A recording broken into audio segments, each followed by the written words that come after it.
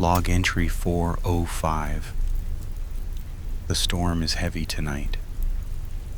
You can hear it trying to find a way in, testing the seals, rattling the vents. It reminds me that we aren't the first ones to hide from the dark. We aren't the first to build fortresses. Tonight I'm reviewing the files on the old defenses. Long before we had reinforced steel or surveillance cameras, the architects of the Middle Ages had a different method for perimeter security. They didn't just build walls, they weaponized them. They believed that the only way to keep the spirits of the air at bay was to mount a monster on the roof to stare them down. The gargoyle, the stone nightmare. The salt is spread, the locks are sure, the iron is hung, the bunker secure. Let's see what the stonemasons knew that we forgot. They watch from heights we rarely consider, perched on ledges where pigeons nest and rain gathers in dark channels carved through their backs.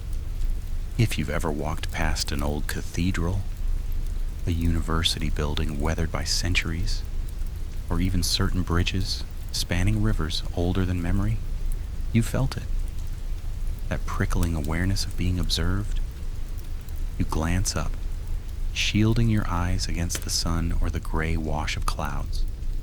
And there they are.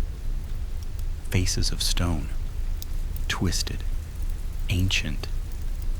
Their mouths gaping open as if caught mid-scream, or perhaps mid-laugh. It's difficult to tell which is more unsettling. These are gargoyles, and they have been watching us for a very, very long time. The word itself feels appropriate for something so strange. Gargoyle. It rolls off the tongue with a wet, guttural sound. There's something aquatic about it, something that suggests depths and throats and the movement of water through stone channels. This is no accident. The word comes to us from the old French gargoyle, meaning throat or gullet. Go back further and you find the Latin gurgulio, the same root that gives us the word gargle. It's onomatopoeia in its purest form, a word shaped by the sound it describes. The gurgling, the rumbling, the rush of water through a narrow passage. Picture it. Rain hammering down on a medieval cathedral, sheets of water racing across slate tiles and limestone ridges. The water needs somewhere to go. It gathers, pools, finds the channels cut into the backs of these stone creatures. It travels through them, through their bodies, their necks, and finally erupts from their mouths in a constant stream. They gurgle, they gargle, they perform their architectural duty with theatrical flair. But here's what makes gargoyles so endlessly fascinating. They didn't need to look like this. A simple stone spout would have worked just as well. A cylindrical tube, an angled channel, something functional and forgettable. Instead, medieval craftsmen chose to carve demons. They chose to populate their holiest buildings with an entire bestiary of nightmares. Lions with human faces, dragons with serpentine necks stretched impossibly long, hybrids that defy classification, creatures that seem to have crawled from the fever dreams of medieval monks who spent too many hours hunched over illuminated manuscripts. Why?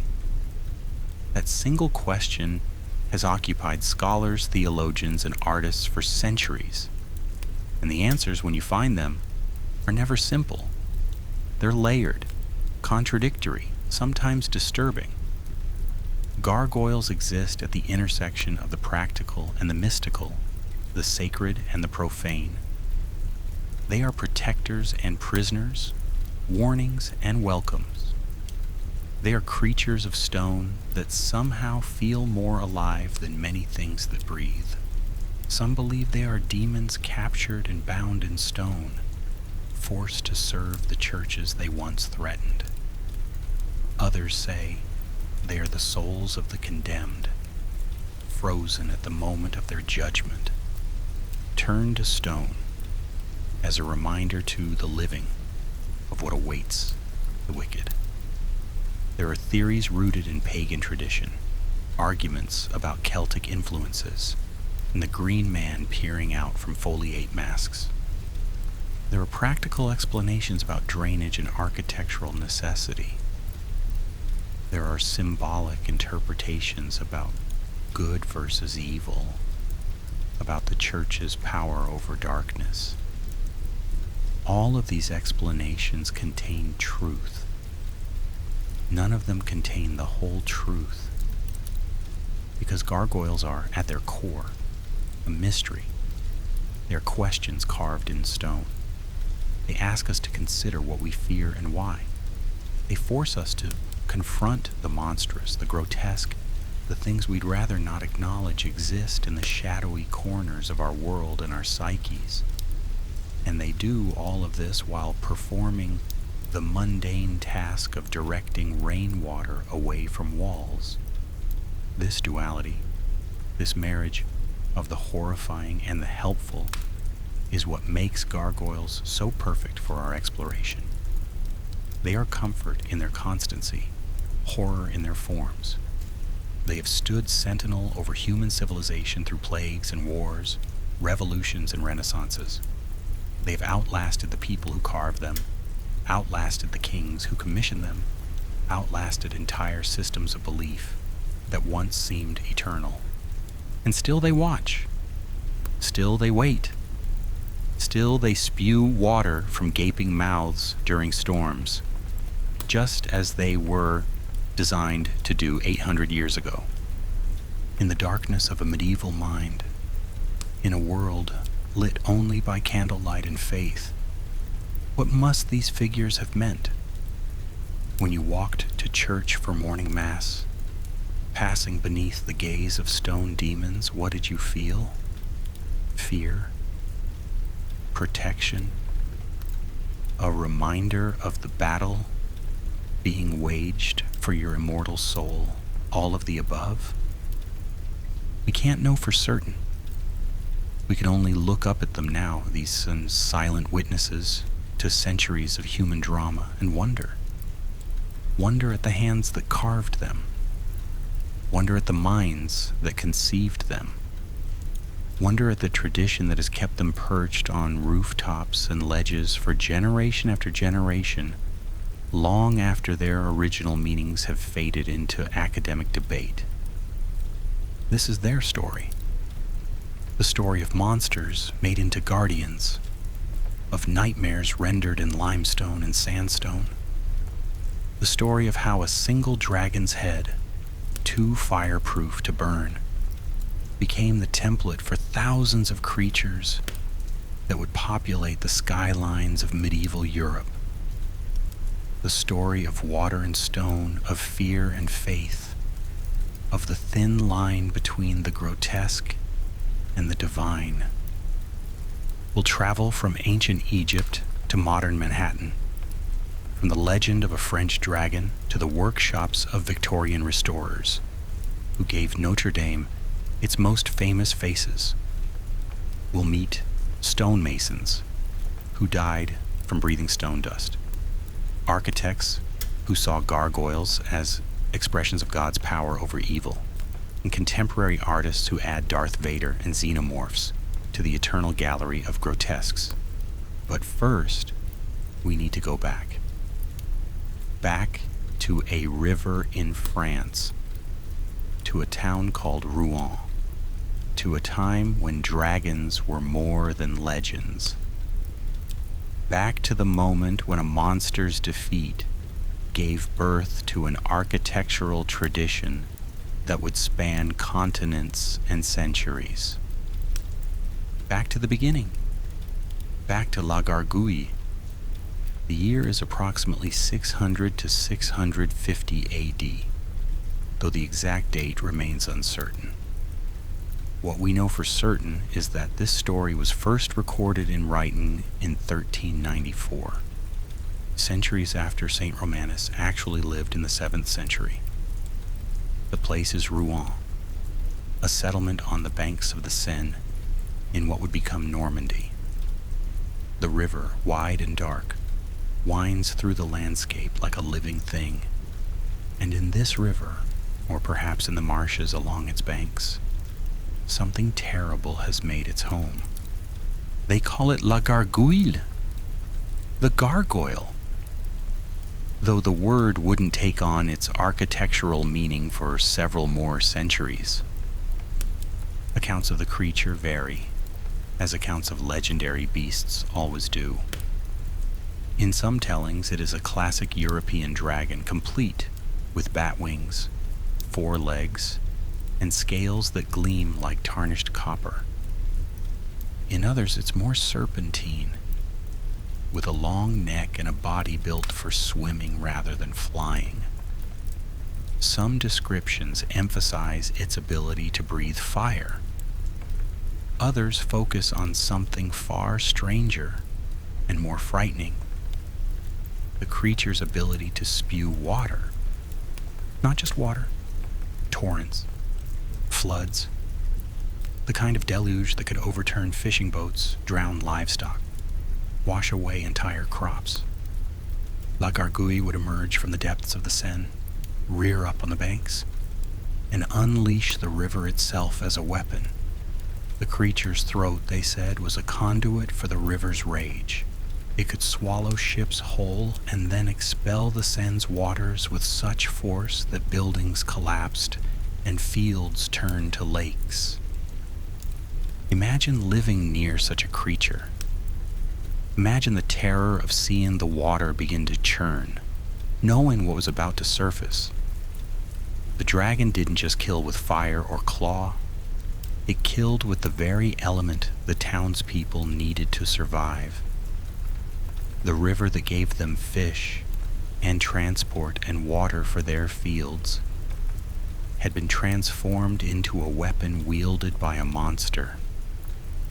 The people of Rouen, desperate and afraid, made the kind of bargain that appears in legends from cultures around the world. They would give the dragon what it wanted. They would feed it 1 human per year, delivered to the marshes where La Gargoyle made its lair, usually a condemned criminal, someone already marked for death. Better to lose 1 life than to watch the entire town be destroyed by flood and fire. This went on for years, maybe decades, long enough for the practice to become normalized, routine, long enough for parents to whisper warnings to their children about the dragon in the river, about what happens to those who sin and find themselves on the wrong side of the law. The gargoyle became part of the town's identity, a constant presence, a shadow over every celebration and harvest. Then came Romanus.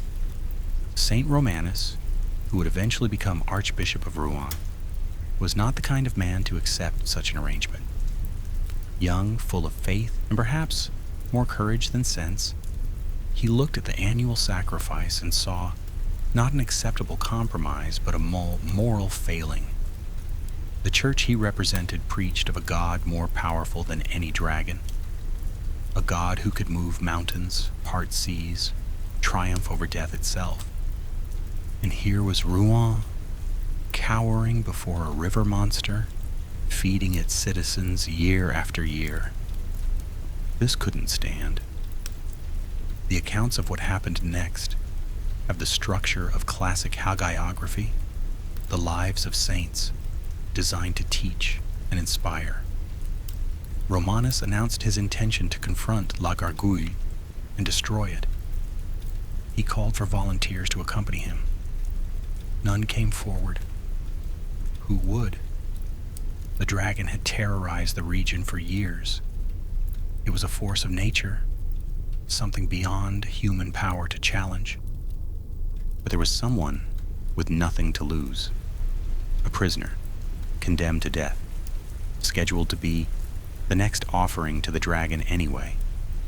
Some versions say his name, others leave him anonymous. What matters is that he agreed to go with Romanus. Perhaps he saw it as a chance for redemption. Perhaps he simply preferred to die trying to kill the dragon rather than passively be devoured by it. Perhaps, as some scholars suggest, he had more faith in the young bishop than he had in the town's justice system. The two of them set out toward the marshes. You can picture the scene. Morning mist hanging over the Seine, obscuring the water's surface. Reeds bending in a wind that carries the smell of river mud and something else, something acrid and ancient. Romanus carrying his cross, the prisoner walking beside him, both knowing they might not return. They found La Gargoyle in its lair. The creature was enormous, its scales thick as armor plates, its eyes reflecting the weak morning light like coins at the bottom of a well. It saw them, began to move toward them, water streaming from its body, jaws opening to reveal rows of teeth designed for tearing and crushing. This is where the miracle happens. This is where legend becomes theology. Romanus held up his cross. Some versions say it was made of gold, catching the light and throwing it into the dragon's eyes. Others say it was simple wood. What matters is the symbol, not the material. The cross represented everything the dragon was not. Order against chaos, faith against fear, salvation against damnation. La Gargoyle stopped. The accounts describe it as immediate, total. The creature that had terrorized Rouen for years, that had drowned men and devoured livestock, suddenly became docile. It lowered its head. Some versions have Romanus making the sign of the cross with his fingers. Others have him simply speaking a prayer. The result is the same. The dragon, confronted with the power of Christian faith, was subdued. Romanus took his stole, the scarf-like garment worn by clergy, and wrapped it around the creature's neck. A leash. He and the prisoner led La Gargoyle back to Rouen, the dragon following meekly behind them like an enormous scaly dog. The townspeople, watching this impossible procession enter their streets, must have thought they were seeing a vision. The monster that had held them hostage, now bound and helpless. The trial was swift. La Gargoyle was condemned for its crimes. The sentence, death by fire. They built a pyre in the town square. They tied the dragon to it. They set the fire. And as the flames rose and the creature burned, something unexpected happened. Most of La Gargoyle's body was consumed, reduced to ash that would be thrown into the Seine. But the head and neck, the parts of the creature that had been tempered by its own fire-breathing, by years of expelling flames from its throat, refused to burn. The head remained, intact, grotesque, a trophy and a warning. The townspeople mounted it on the wall of the church. Some versions say it was placed on the cathedral itself, others on the town walls. The exact location matters less than the act. They took the unburnable head of the monster and made it part of their architecture. They forced the creature that had terrorized them to become their protector, its open mouth now serving to channel rainwater away from the building it was mounted on.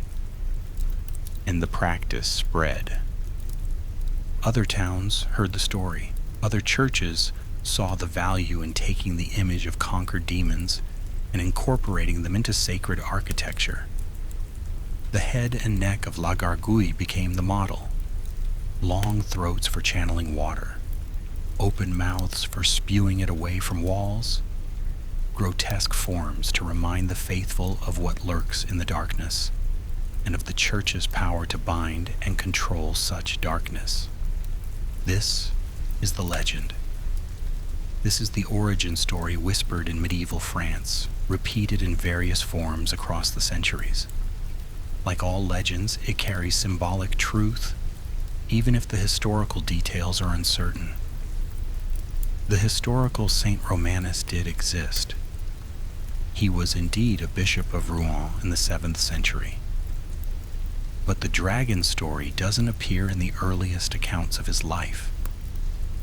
The legend was first recorded in writing in 1394, nearly 750 years after the saint's death, which suggests it may have developed over time to explain gargoyles that already existed on buildings. Which means the legend of La Gargoyle might have been created to explain something that already existed. The architectural gargoyles that began appearing on French cathedrals in the 11th and 12th centuries needed an origin story, and this legend provided one, connecting functional architecture to Christian triumph, practical engineering to spiritual victory. It gave meaning to the grotesque water spouts, transforming them from mere drainage solutions into symbols of evil conquered and put to use. But here's what's fascinating.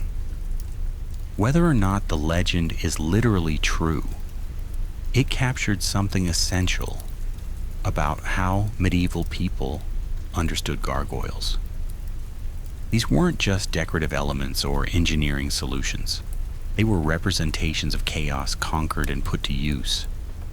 They were monsters bound in service to the divine. They were reminders that evil exists, that it's powerful and terrifying, but that it can be defeated and transformed.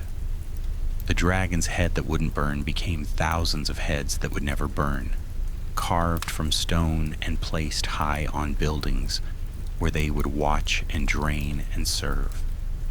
La Gargoyle was defeated, but in a strange way, the creature was also made immortal. Its image was replicated across Europe, variations on a theme, each one a small echo of that original legendary dragon. And every time it rained, every time water rushed through those stone throats and poured from those stone mouths, it was as if the dragon was still there, still serving, still reminded of its defeat. Long before medieval Europe began populating its cathedrals with demons, ancient civilizations understood the practical need to move water away from buildings. Rain, that constant presence in human architecture, had to go somewhere. Left to its own devices, water would stream down walls, seep into mortar, freeze and thaw and crack and destroy. Buildings that took decades to construct could be undermined by something as simple as persistent rainfall. The solution was elegant. Project the water away from the structure, extend channels that would catch rainwater and send it arcing through the air, landing several feet from the foundation. The ancient Egyptians carved lion heads to serve this purpose. Simple, powerful, representing royal authority and divine protection. The temples of the pharaohs featured these leonine waterspouts as early as the 5th dynasty, around 2400 BC. The Greeks and Romans adopted similar practices. The Temple of Zeus at Olympia once boasted 102 marble waterspouts, carved in the shape of lion heads. 39 of them still remain, weathered by centuries but recognizable. These weren't gargoyles in the medieval sense. They lacked the grotesque quality, the sense of captured demons. They were dignified, classical, meant to represent power and protection in a straightforward way.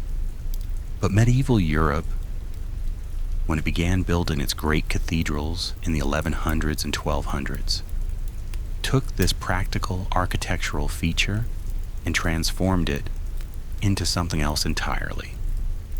Something darker, something that still had a job to do, but that also served a deeper, more unsettling purpose.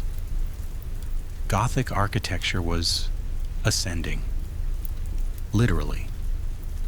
The new building techniques, the pointed arches and flying buttresses and ribbed vaults, allowed structures to soar higher than ever before. The great cathedrals of France began to rise, reaching toward heaven with stone fingers. Light poured through massive stained glass windows. The interiors glowed with color and faith. But all that height created problems. Rain didn't just fall on these buildings. It hammered down from angles that would destroy masonry if not properly channeled. The roof systems became complex, with multiple levels and slopes and gathering points. Water had to be directed not just away from the walls, but away from the elaborate buttressing system, away from the decorative stonework, away from everything that made these buildings architectural marvels. The solution was to extend the drainage channels far from the walls, using long stone spouts positioned at strategic points.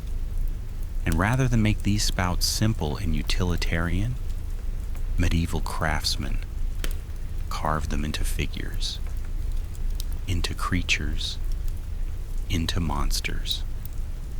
The earliest medieval gargoyles appear to have been relatively simple.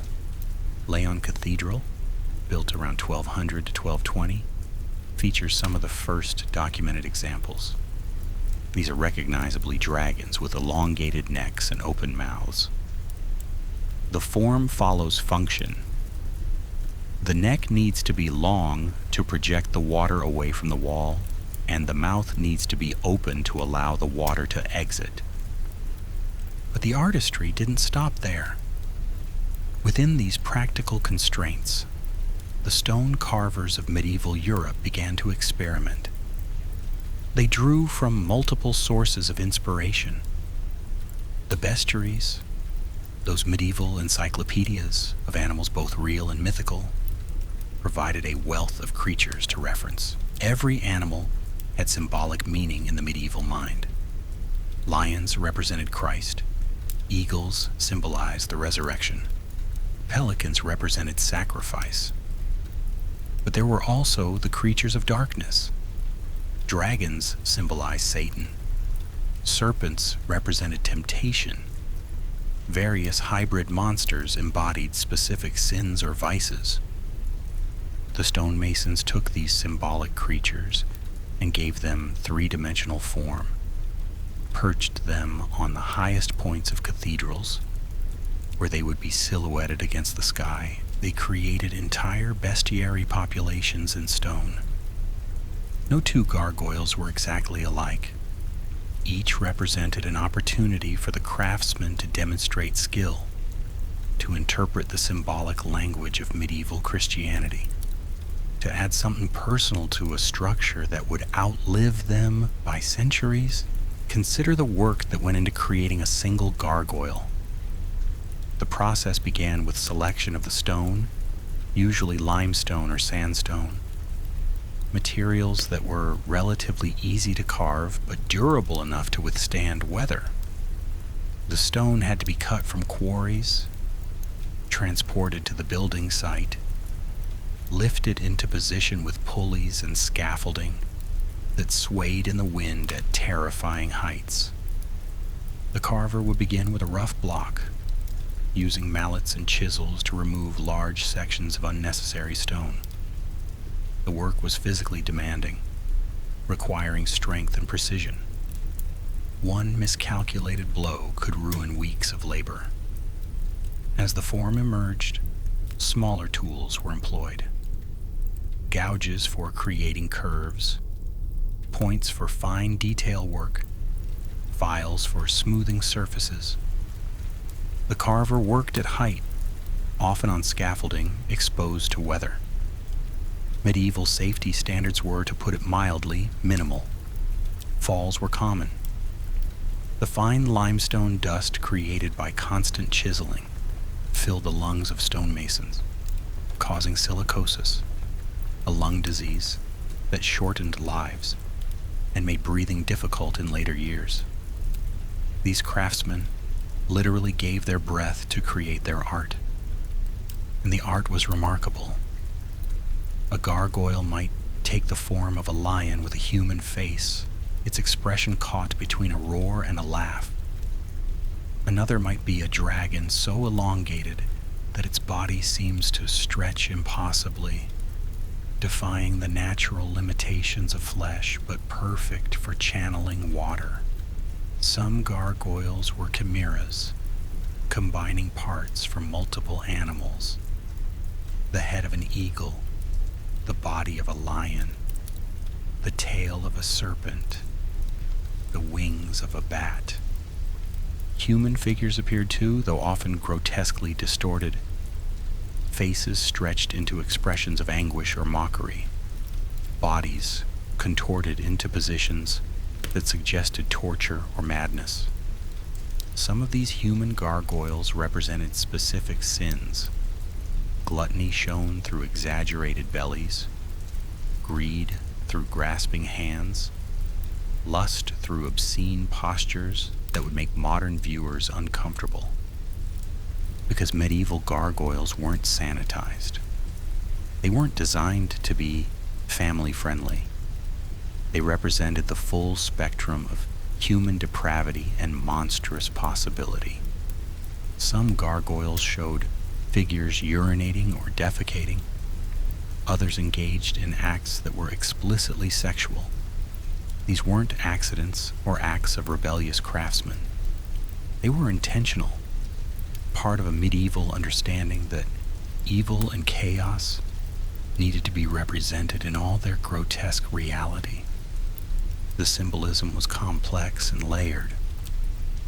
A gargoyle might represent a specific demon, or it might represent a general concept of evil. It might be a reminder to the faithful of what awaits sinners. Or it might be an apotropaic figure, a monster whose frightening appearance was meant to scare away even more frightening spiritual threats. The same gargoyle could mean different things to different people who looked at it. Cathedrals became populated with these figures. Notre Dame de Paris, begun in 1163, would eventually feature dozens of gargoyles, though many of the most famous ones weren't added until the 19th century. Chartres Cathedral, considered one of the finest examples of Gothic architecture, was studded with gargoyles at every level. The Cathedral of Amiens, Reims Cathedral, countless others across France, and then spreading to England, Germany, Spain, Italy. Each adopted the practice of decorating their sacred spaces with stone monsters. And here's something crucial to understand. Most of these gargoyles couldn't be seen clearly from the ground. They were too high up, their details too fine to make out with the naked eye from street level. The people who carved them, who spent months creating intricate details and expressive faces, knew that their work would only be fully visible to God, to the angels, and to birds. This suggests something important about the medieval mindset. The gargoyles weren't just for human consumption. They were part of the cathedral's prayer, part of its offering to the divine. Every element of the building, from the foundation stones to the highest pinnacle, was meant to glorify God. The gargoyles, despite or perhaps because of their monstrous forms, were part of that glorification. They served their practical purpose admirably. During storms, water would pour from dozens of gargoyle mouths, creating the illusion that the monsters were spitting or vomiting, adding to their animated quality. On foggy mornings, moisture would condense on the cold stone, making it seem as if the gargoyles were weeping or drooling. They became dynamic elements of the cathedral's presence, changing with the weather, seeming to react to the world around them. But they also served as eternal witnesses. They watched the medieval world unfold beneath them. They saw wars and plagues, processions and executions, markets and mysteries. They saw the Black Death sweep through Europe in the 1300s, killing a third of the population. They watched as the Renaissance began to shift cultural values. They survived the religious wars that tore Christianity apart. They endured revolutions that toppled monarchs and redefined nations. Through all of this, the gargoyles remained. Stone doesn't forget. Stone doesn't change allegiance. Whatever meaning the medieval mind ascribed to these figures, they became something more through sheer persistence. They became markers of continuity, proof that something could outlast the chaos of human history. By the 1400s and 1500s, gargoyle carving had become a sophisticated art form. Master masons were sought after for their ability to create particularly striking or innovative gargoyles. Guilds developed, passing down techniques from master to apprentice. Regional styles emerged. French gargoyles tended towards certain forms, English gargoyles toward others. You could, with enough study, identify where a gargoyle was carved based on its stylistic elements. But then something began to change. The Protestant Reformation challenged many Catholic practices and symbols. The elaborate decoration of churches came under scrutiny. Why spend money on grotesque statues when people were starving? Why fill churches with images that distracted from the Word of God? Some Protestant reformers actively destroyed Catholic art, including gargoyles. Even in Catholic regions, architectural tastes began to shift. The Baroque style, which emerged in the late 1500s and dominated the 1600s and 1700s, favored different aesthetics. Curves, drama, emotion, but not grotesques.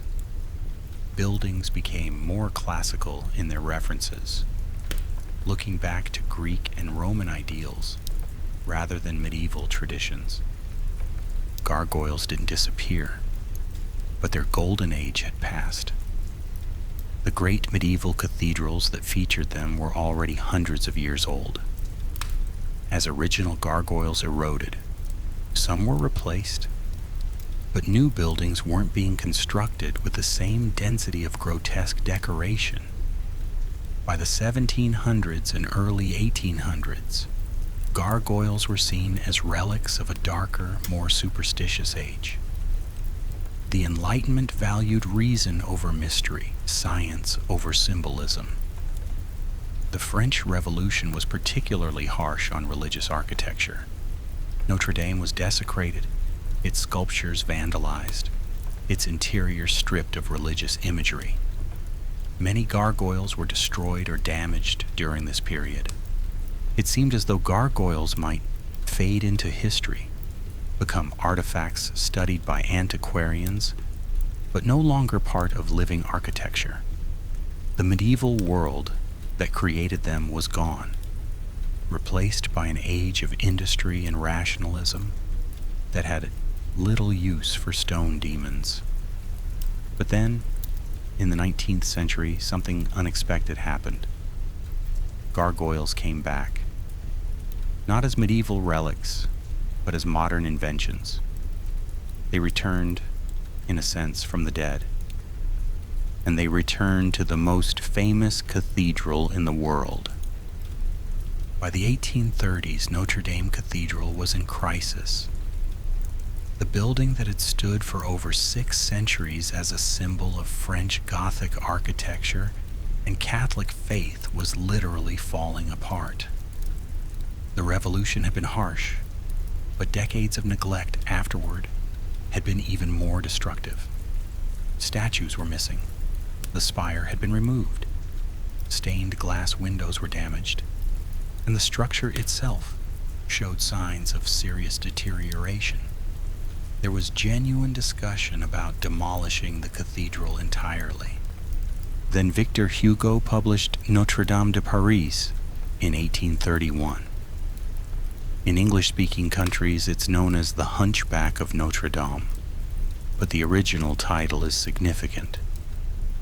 Hugo's novel was as much about the cathedral itself as about Quasimodo and Esmeralda.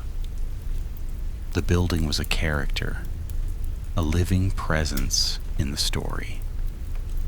Hugo wrote with passionate detail about the architecture, the history, the symbolic importance of this Gothic masterpiece. The novel was a sensation.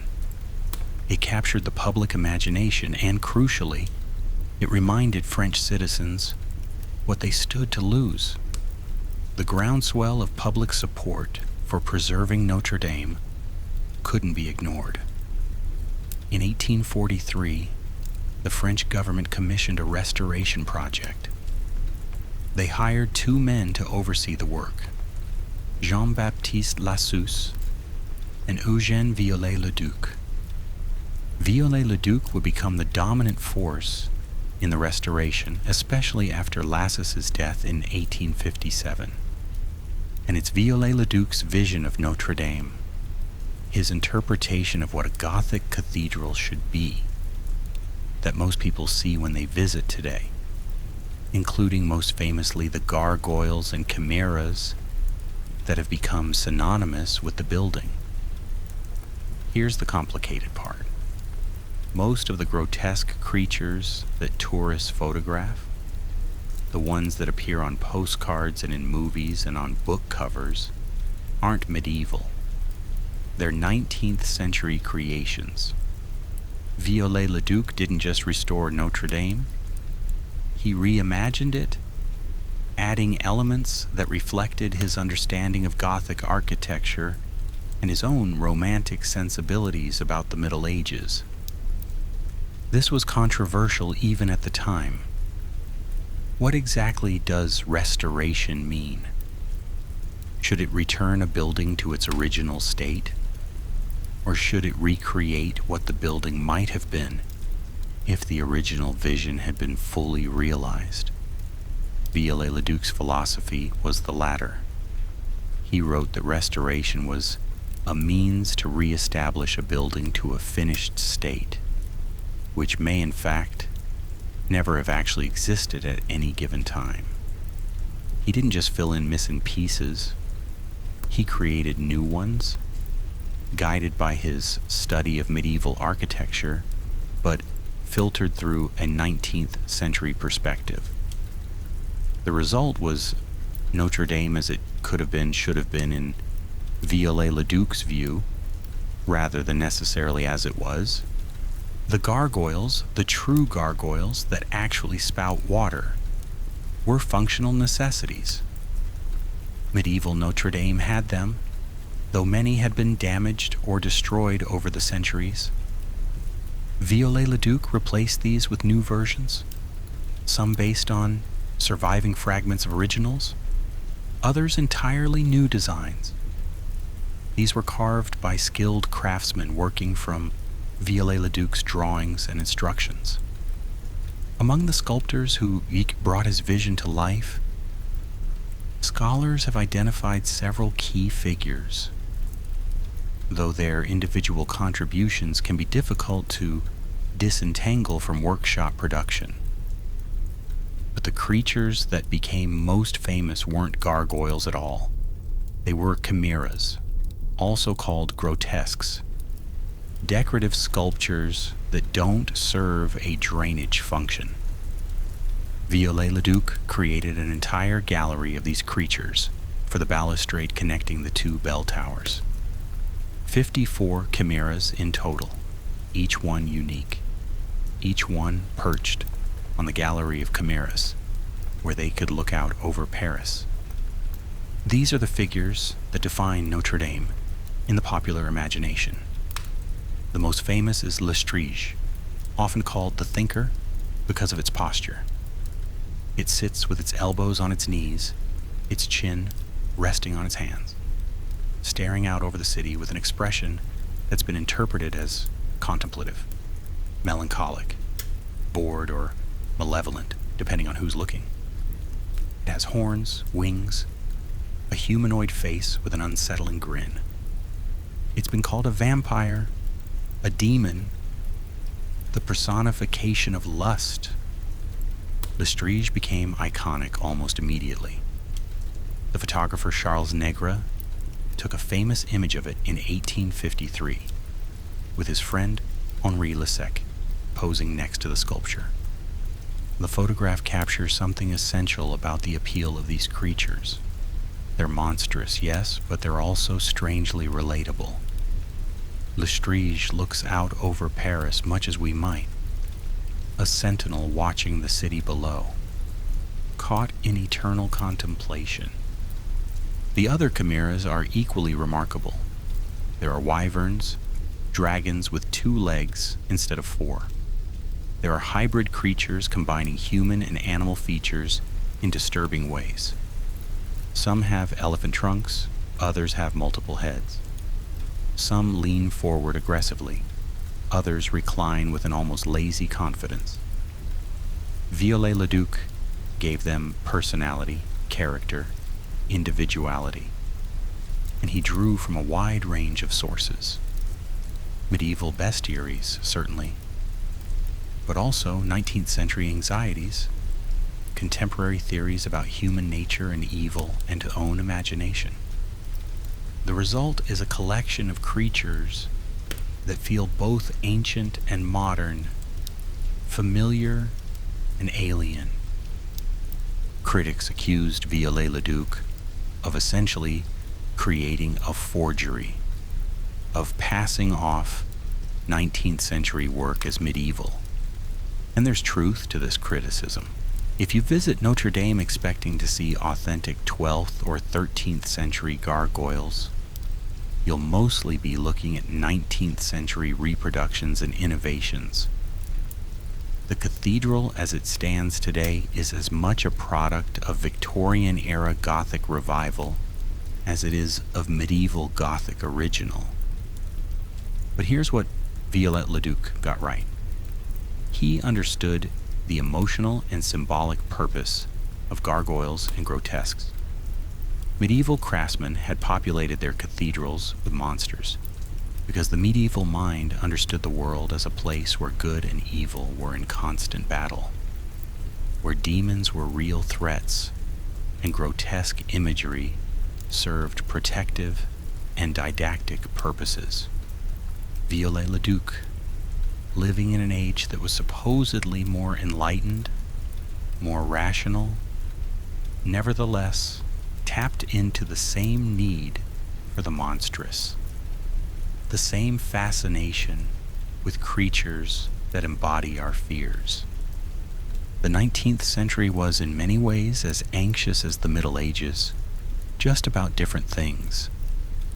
Industrialization was transforming society at a frightening pace. Cities were growing enormous, overwhelming, filled with poverty and crime. Theories about human nature were becoming darker. Darwin had published On the Origin of Species, challenging religious certainty about humanity's place in the cosmos. Psychology was beginning to explore the unconscious mind. suggesting that dark impulses lurked beneath civilized behavior. Viollet-le-Duc's gargoyles and chimeras spoke to these anxieties. They were monsters, yes, but they were controlled monsters, captured in stone, put to use, or made decorative. They represented chaos bounded by order, the same symbolic function they'd served in the Middle Ages, updated for a new era of uncertainty. The restoration of Notre Dame sparked a broader Gothic Revival movement across Europe and America. Suddenly, medieval architecture was fashionable again.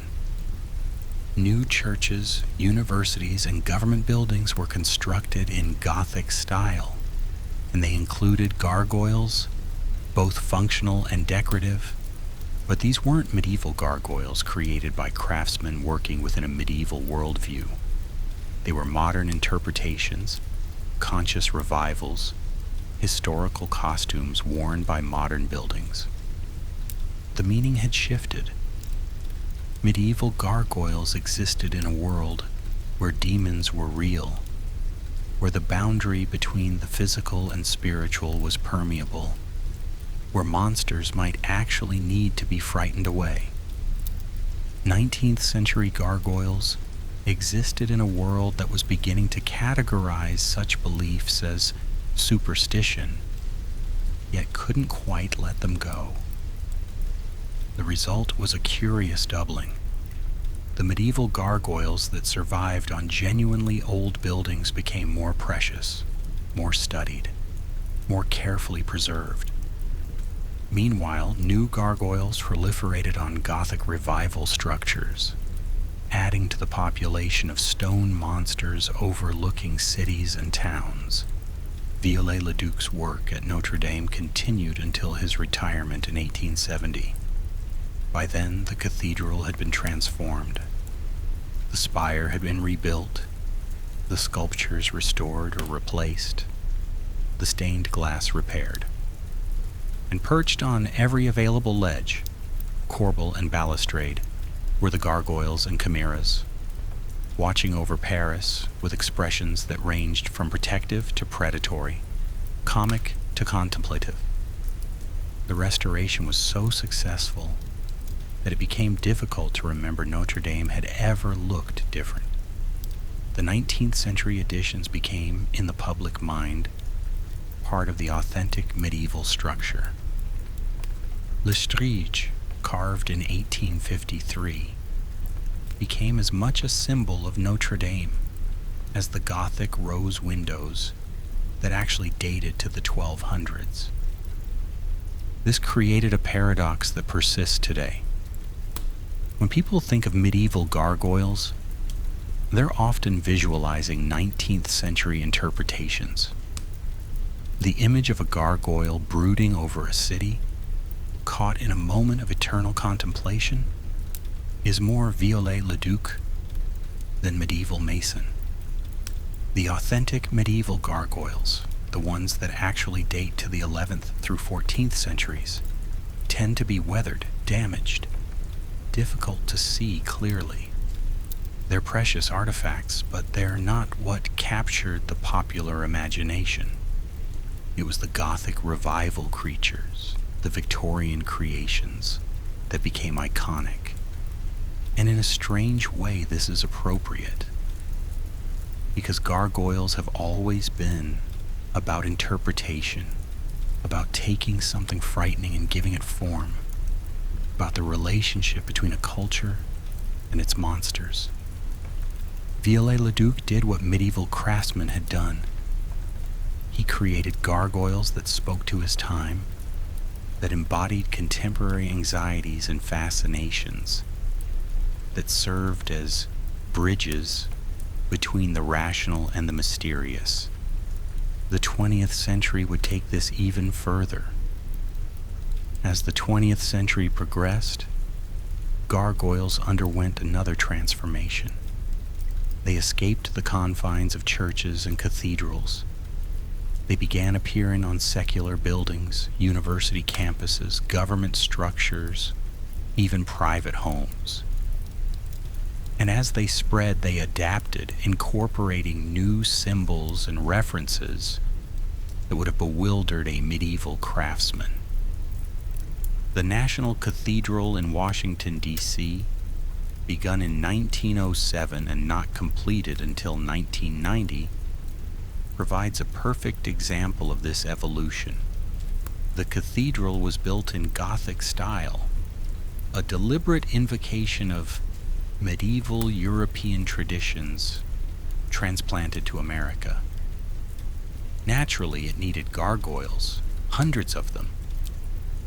But alongside traditional dragons and demons, the National Cathedral's gargoyles include distinctly modern touches. There's one that looks like a politician, another resembling a specific lawyer who worked on the project. In the 1980s, the cathedral held a design competition for children, asking them to submit gargoyle designs.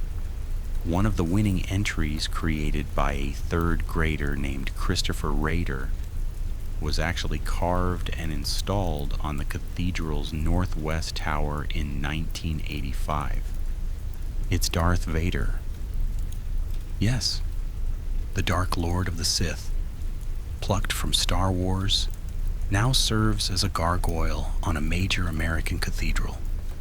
He's high up, difficult to spot without binoculars, but he's there. A modern demon given the same treatment as medieval ones, carved in stone and set to watch over the structure for centuries to come. This might seem sacrilegious or absurd, depending on your perspective, but it's actually in keeping with the gargoyle tradition. Medieval craftsmen often included contemporary references in their work. They carved faces of local nobles, caricatures of unpopular figures, representations of professions or social types recognizable to their communities. The National Cathedral's architects understood this. Including modern cultural references wasn't a violation of tradition. It was an embrace of it. Other modern buildings have followed suit. The cathedral in St. John the Divine in New York City features a gargoyle that's been described as resembling the xenomorph from the Alien films. College campuses have added gargoyles that reference pop culture, local legends, inside jokes. Each generation leaves its mark in stone. But perhaps the most interesting development in gargoyle culture isn't architectural, it's narrative. Gargoyles have become characters, protagonists in their own stories, no longer content to remain silent watchers perched on buildings. This shift happened gradually. Gargoyles had long appeared in literature as atmospheric elements, parts of Gothic mood setting. Victor Hugo's Notre Dame made them central to the cathedral's character. Other 19th and early 20th century Gothic fiction referenced them as symbols of mystery and menace, but they remained largely in the background, set pieces rather than actors. Then, in the 1970s and 1980s, gargoyles began stepping forward. Terry Pratchett's Discworld series featured gargoyles as a race of creatures who served as guttering and decorations, but were also conscious beings with their own culture and concerns. It was a humorous take, but it granted gargoyles agency, personality, depth. In 1994, Disney launched an animated television series simply titled Gargoyles. The premise: gargoyles were a race of noble warriors who turned to stone during the day but came alive at night. A clan of gargoyles had been guarding a Scottish castle in medieval times, but were betrayed and cursed to sleep for 1,000 years. In the modern day, they awakened in New York City displaced in time, struggling to protect a world that no longer believed in them and frequently feared or hunted them. The series was remarkably sophisticated for a children's cartoon. It dealt with themes of prejudice, duty, isolation, and what it means to be a monster. The gargoyles were the heroes, but they were constantly confronted with humans who saw them as demons. Their monstrous appearance, which made them perfect guardians against supernatural threats, marked them as outsiders in human society. The show drew heavily on actual gargoyle lore and Gothic architecture. The character designs were based on real gargoyles and chimeras, particularly from Notre Dame.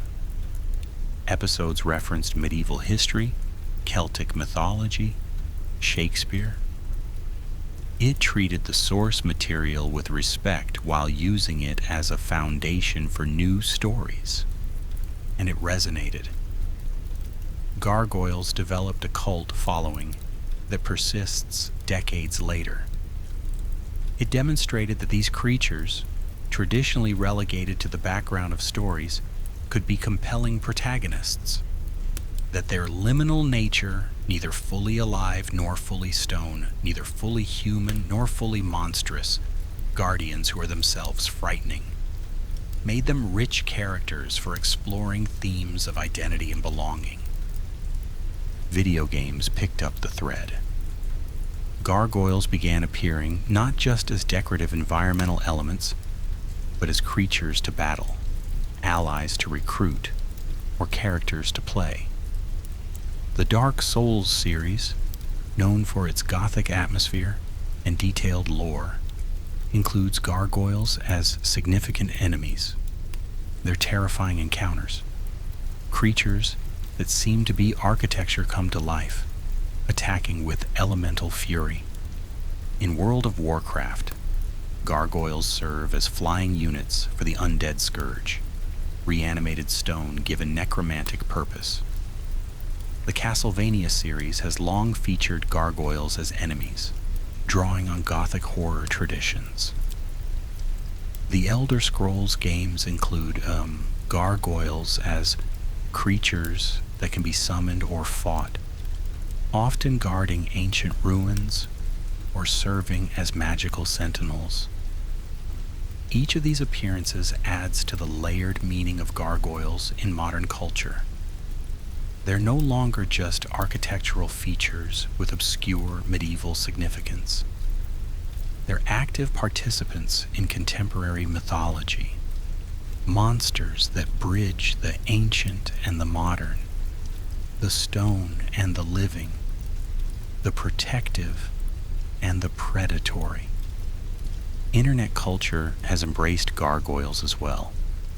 They appear in countless memes, usually emphasizing their contemplative poses or their role as eternal observers.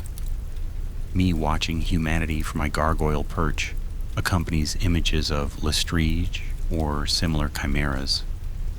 The creatures have become symbols for introversion, for observing rather than participating, for the feeling of being separate from the flowing chaos of modern life. There's something appealingly relatable about a gargoyle. It sits in one place, watching the world go by, unable or unwilling to join the hustle below. It's permanent, while everything around it changes. It's monstrous but harmless, frightening in appearance, but often protective in purpose. In an age of constant connection and relentless social performance, there's comfort in the idea of being a stone guardian, present but removed, watching but not judged. Artists continue to create gargoyle sculptures for modern buildings, and the best of them understand the balance between tradition and innovation. A gargoyle should be somewhat frightening, somewhat humorous, somewhat enigmatic. It should reward close examination, while also working as a silhouette against the sky. It should seem ancient even when it's new, tapping into something primal, even as it references contemporary culture. Some modern gargoyles are explicitly activist or political. Environmental messages carved in stone, warnings about climate change, or technological overreach. Others are commemorative, honoring individuals or events in the life of the community where they're placed. Still others are purely whimsical, jokes in stone that will outlast their creators by centuries. This is perhaps the most medieval aspect of modern gargoyle creation, the understanding that these sculptures will endure. The craftsman who carves a gargoyle today knows that it might still be perched on its building in 2300, long after our current concerns have become historical footnotes. What will future people make of our Darth Vader gargoyles, our pop culture references, our contemporary anxieties frozen in limestone? They'll probably interpret them the same way we interpret medieval gargoyles, as windows into a culture's fears and fascinations, as attempts to give form to the monstrous and thereby gain some control over it, as the eternal human urge to populate our environment with creatures that reflect our inner landscape.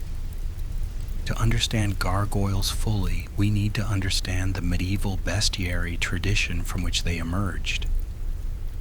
The medieval mind saw the natural world as a book written by God, filled with symbols and lessons. Every animal, every creature had meaning beyond its physical existence. A lion wasn't just a large cat, it was a symbol for Christ, for majesty, for the resurrection. An eagle wasn't just a bird of prey, it represented the soul ascending to heaven, or St. John, or the ability to gaze into divine truth. Bestiaries, oedres, were encyclopedias of this symbolic knowledge, beautifully illustrated manuscripts that described animals both real and imaginary, always emphasizing their moral or spiritual significance. A bestiary entry wouldn't just tell you what a creature looked like or where it lived. It would tell you what that creature taught about God, about virtue, about the Christian life. When medieval craftsmen carved gargoyles, they were drawing from this rich, symbolic vocabulary. Each creature had resonance, layers of meaning that would have been immediately apparent to medieval viewers but require explanation for modern audiences. Let's walk through the bestiary of gargoyles creature by creature and understand what they represented.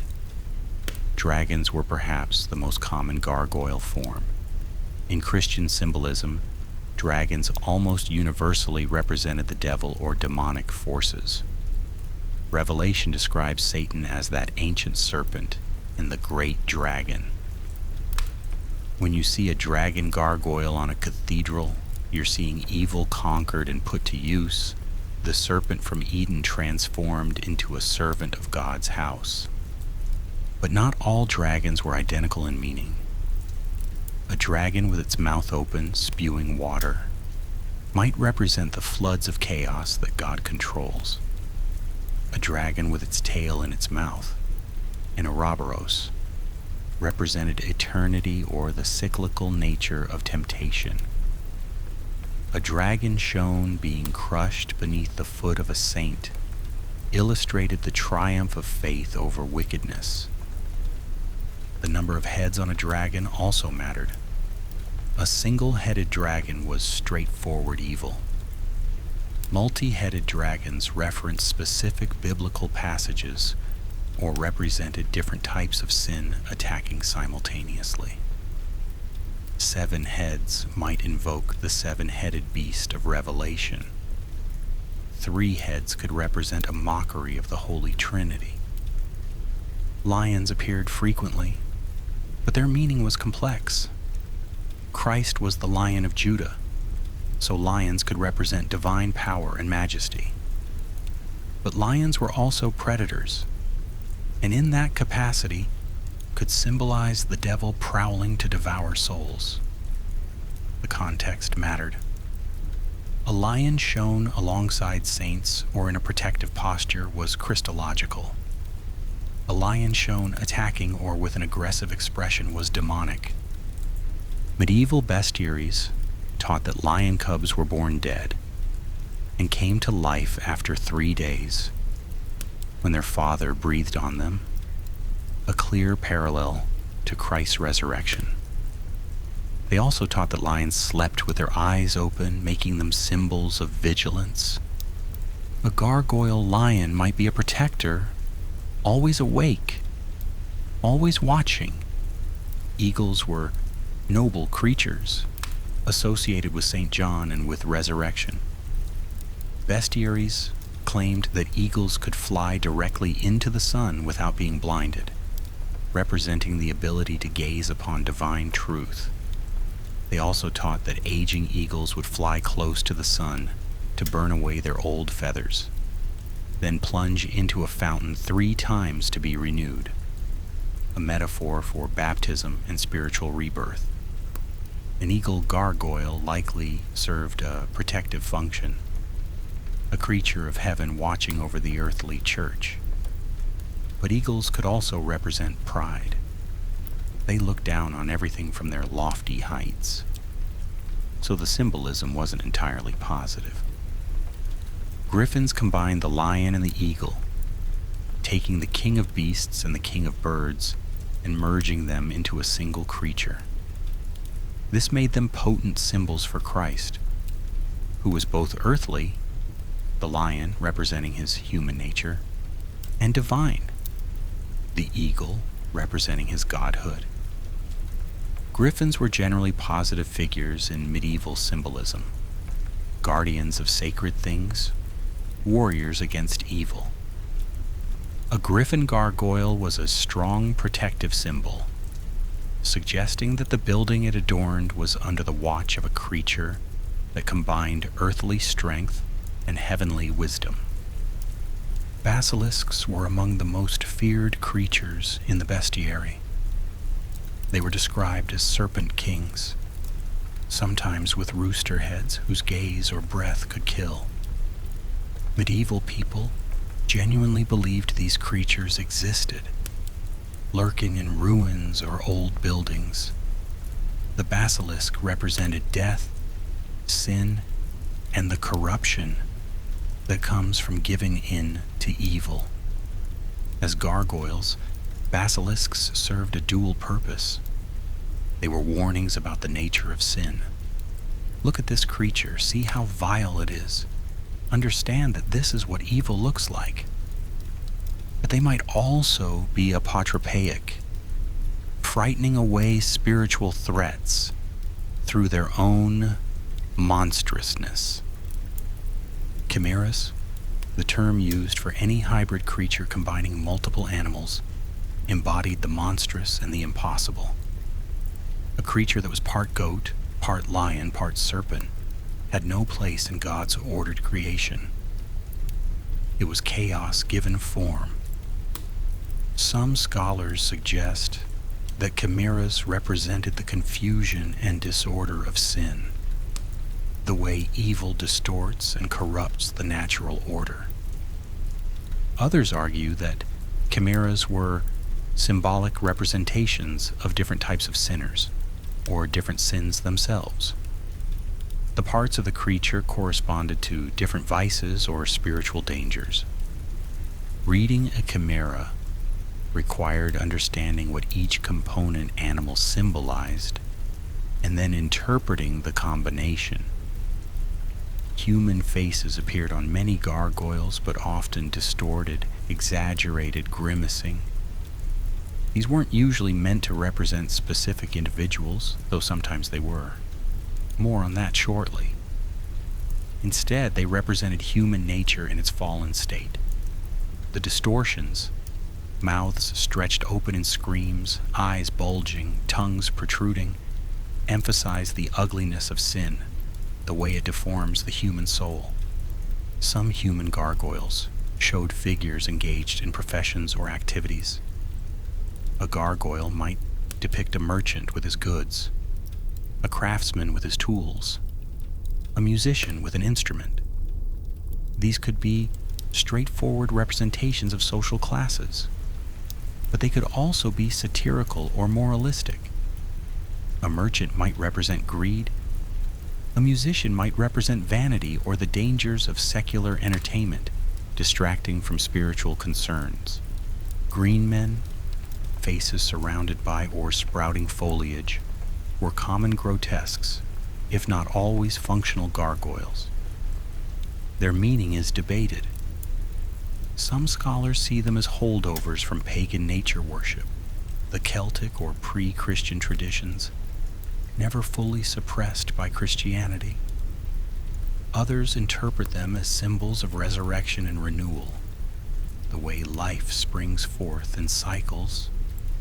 Still others suggest they represent the wild, untamed aspects of creation that exist outside human order. A green man gargoyle might be reminding viewers that nature itself is part of God's creation, that the divine is present in the forests and fields, as well as in churches and cities. Or it might be a vestige of older beliefs, incorporated into Christian architecture as a way of co-opting and controlling pagan imagery. The pelican was a beloved symbol in medieval Christianity. Bestiaries taught the pelican mothers would pierce their own breasts to feed their young with their blood when no other food was available. This was seen as a perfect metaphor for Christ's sacrifice, giving his blood for humanity's salvation. Pelican gargoyles, though less common than dragons or lions, would have been immediately recognized as Christological symbols. Bats, with their leather wings and nocturnal habits, were associated with the devil. They flew in darkness, fed on blood, at least in legend, and had wings unlike any bird, membranes stretched over skeletal fingers, more reptilian than avian. A bat gargoyle was unambiguously demonic, representing the forces of darkness that the church stood against. But there's a twist. Because bats were so strongly associated with evil, they could also serve apotropaic functions. A bat gargoyle might be there to frighten away demons through fellow feeling, or to remind evil spirits that this building was already protected, already had its demons, no vacancies available. Monkeys and apes appeared on gargoyles as well, usually in negative contexts. Medieval people saw apes as debased imitations of humans, creatures that looked almost human but were fundamentally lesser. This made them symbols for sin as a corruption of virtue, evil as a distortion of good. An ape gargoyle might represent vanity, lust, or the folly of trying to imitate what one cannot truly be. Dogs could be positive or negative. Loyal dogs represented fidelity, devotion, the qualities of a good Christian. But hellhounds were demonic creatures, servants of the devil sent to drag souls to damnation. A dog gargoyle's meaning depended on its expression and context. A calm, watchful dog was a guardian. A snarling, aggressive dog was a demon. Pigs were generally negative symbols, representing gluttony, filth, and base appetites. But they also appeared in important biblical parables. The prodigal son feeding pigs, the Gadarene swine. A pig gargoyle was likely a warning against overindulgence and uncontrolled physical desires. Cats had a complicated status. They were useful for controlling vermin, but they were also associated with witchcraft and feminine wiles, medieval misogyny being what it was. Cat gargoyles on French cathedrals are relatively common, possibly representing the dangers of female sexuality, or the need to be wary of things that seem harmless but have claws. Serpents and snakes were, like dragons, almost always symbols for the devil or temptation. The serpent from Eden cast a long shadow over medieval Christian thought. Any serpentine gargoyle was a reminder of original sin, of the constant presence of temptation, of the need for vigilance against evil seductions. But here's something crucial. Medieval symbolism wasn't rigid. The same creature could mean different things in different contexts. A lion could be Christ or the devil, depending on whether it was shown protecting or attacking. An eagle could represent holy vision or damnable pride. The position of the gargoyle, its expression, what other symbols surrounded it, all of this affected interpretation. This ambiguity was intentional. Medieval thinkers embraced complexity, the idea that truth had multiple layers, that the same image could teach different lessons to different viewers. A learned monk might see theological subtleties in a gargoyle that an illiterate peasant would miss entirely.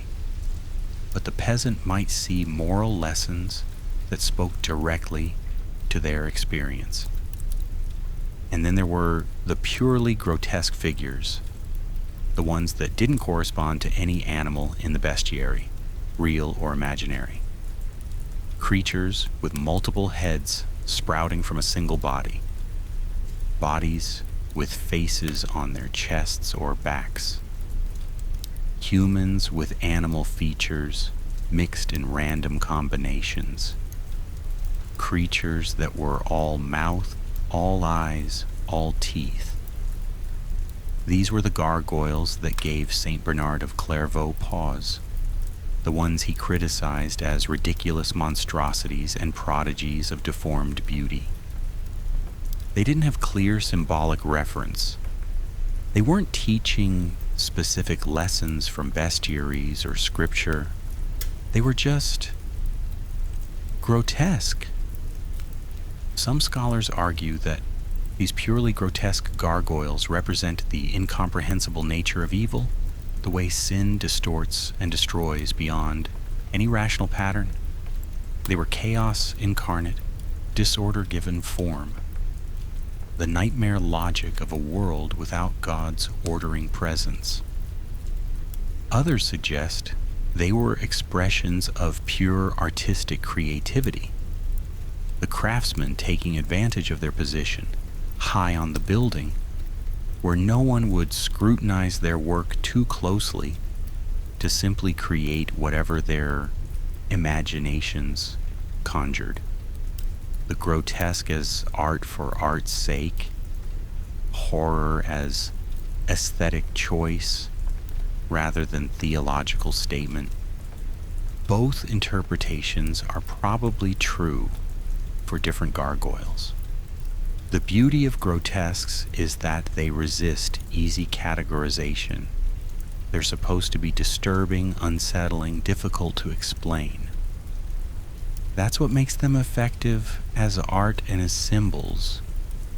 What united all these various creatures, the dragons and lions, the chimeras and basilisks, the recognizable beasts and the purely imaginary horrors, was their position on the church. They were outside, literally. Gargoyles and grotesques were placed on the exterior walls, never inside the sacred space. They inhabited the boundary between the holy and the worldly, between the ordered space of the church and the chaotic world beyond. This positioning was significant.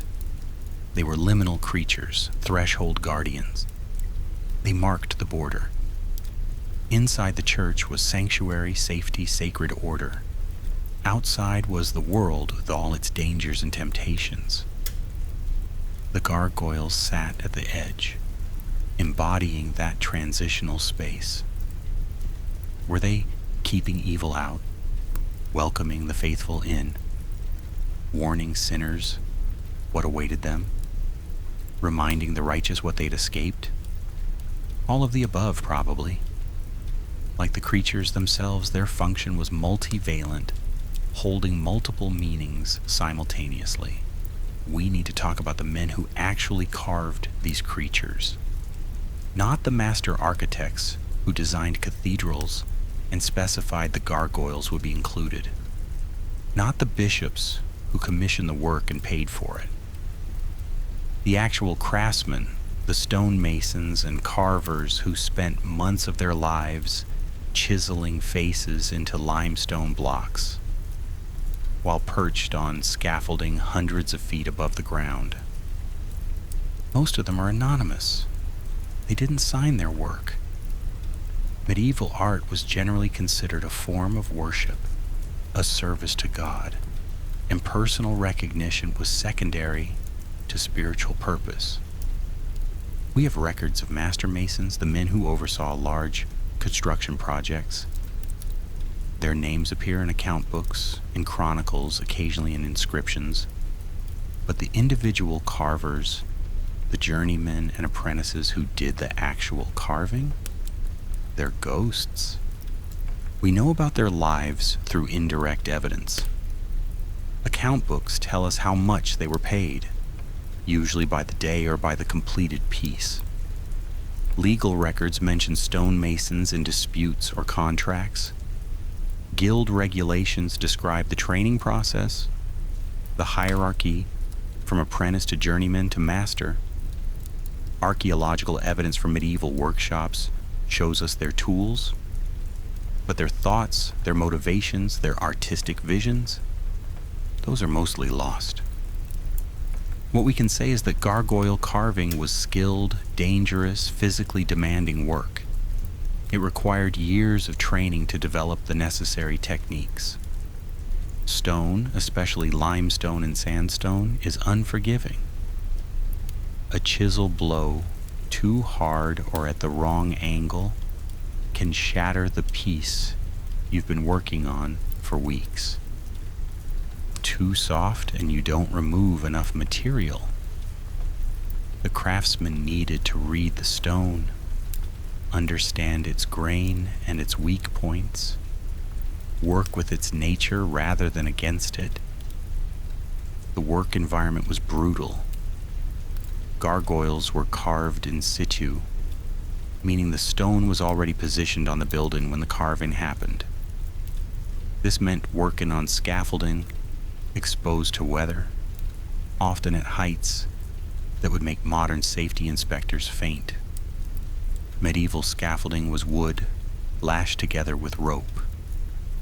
It swayed in the wind. It wasn't always stable. Falls were common.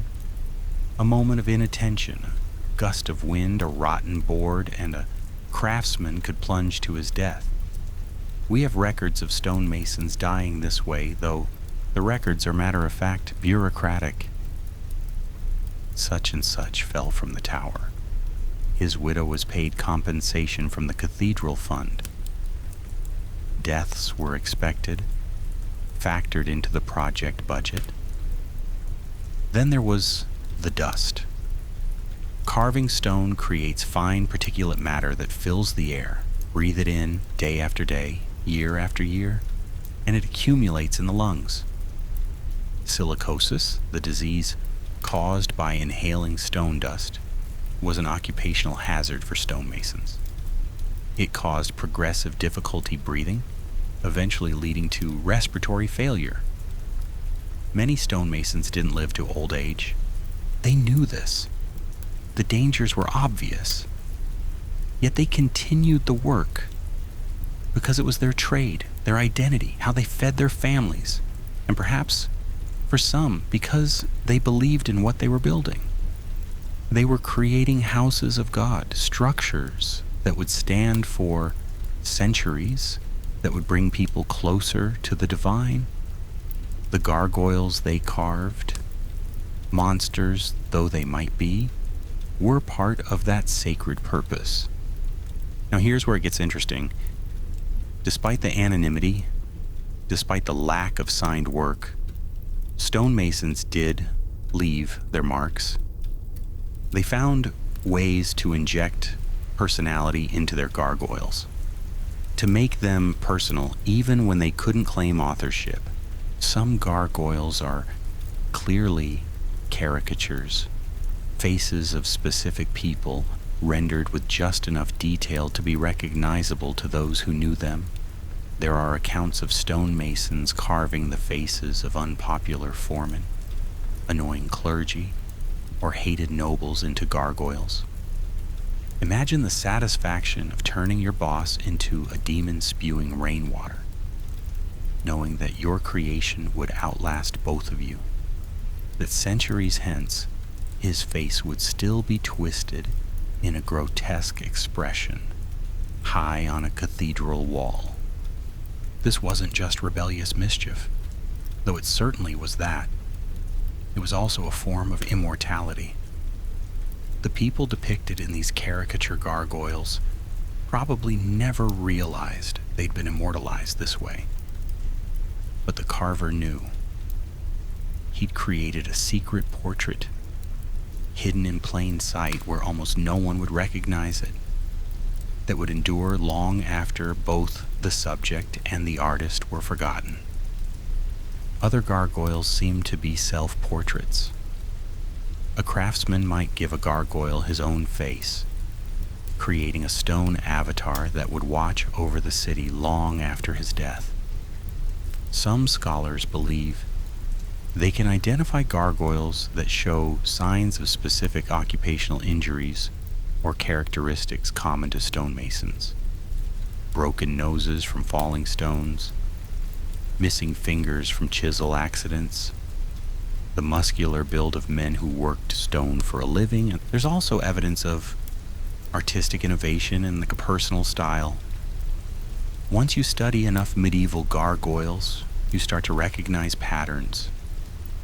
This particular way of carving eyes, that specific technique for rendering scales on a dragon's body, these become signatures. Not written names, but recognizable artistic fingerprints that allow experts to attribute multiple gargoyles to the same unknown craftsman. Some carvers clearly had a sense of humor. There are gargoyles that are objectively funny, creatures so absurd or expressions so comical you can't help but laugh. A dragon sticking its tongue out, a demon that looks more confused than frightening, as if it can't remember why it's supposed to be scary. A gargoyle that appears to be yawning or looking annoyed at having to stand out in the rain for eternity. Medieval people had senses of humor. They enjoyed jokes, puns, satire. The idea that all medieval art was deadly serious is a misconception. These craftsmen were creating monsters, yes, but they were also creating entertainment. They knew that someone, sometime, would look up at their work and smile. That was part of the point.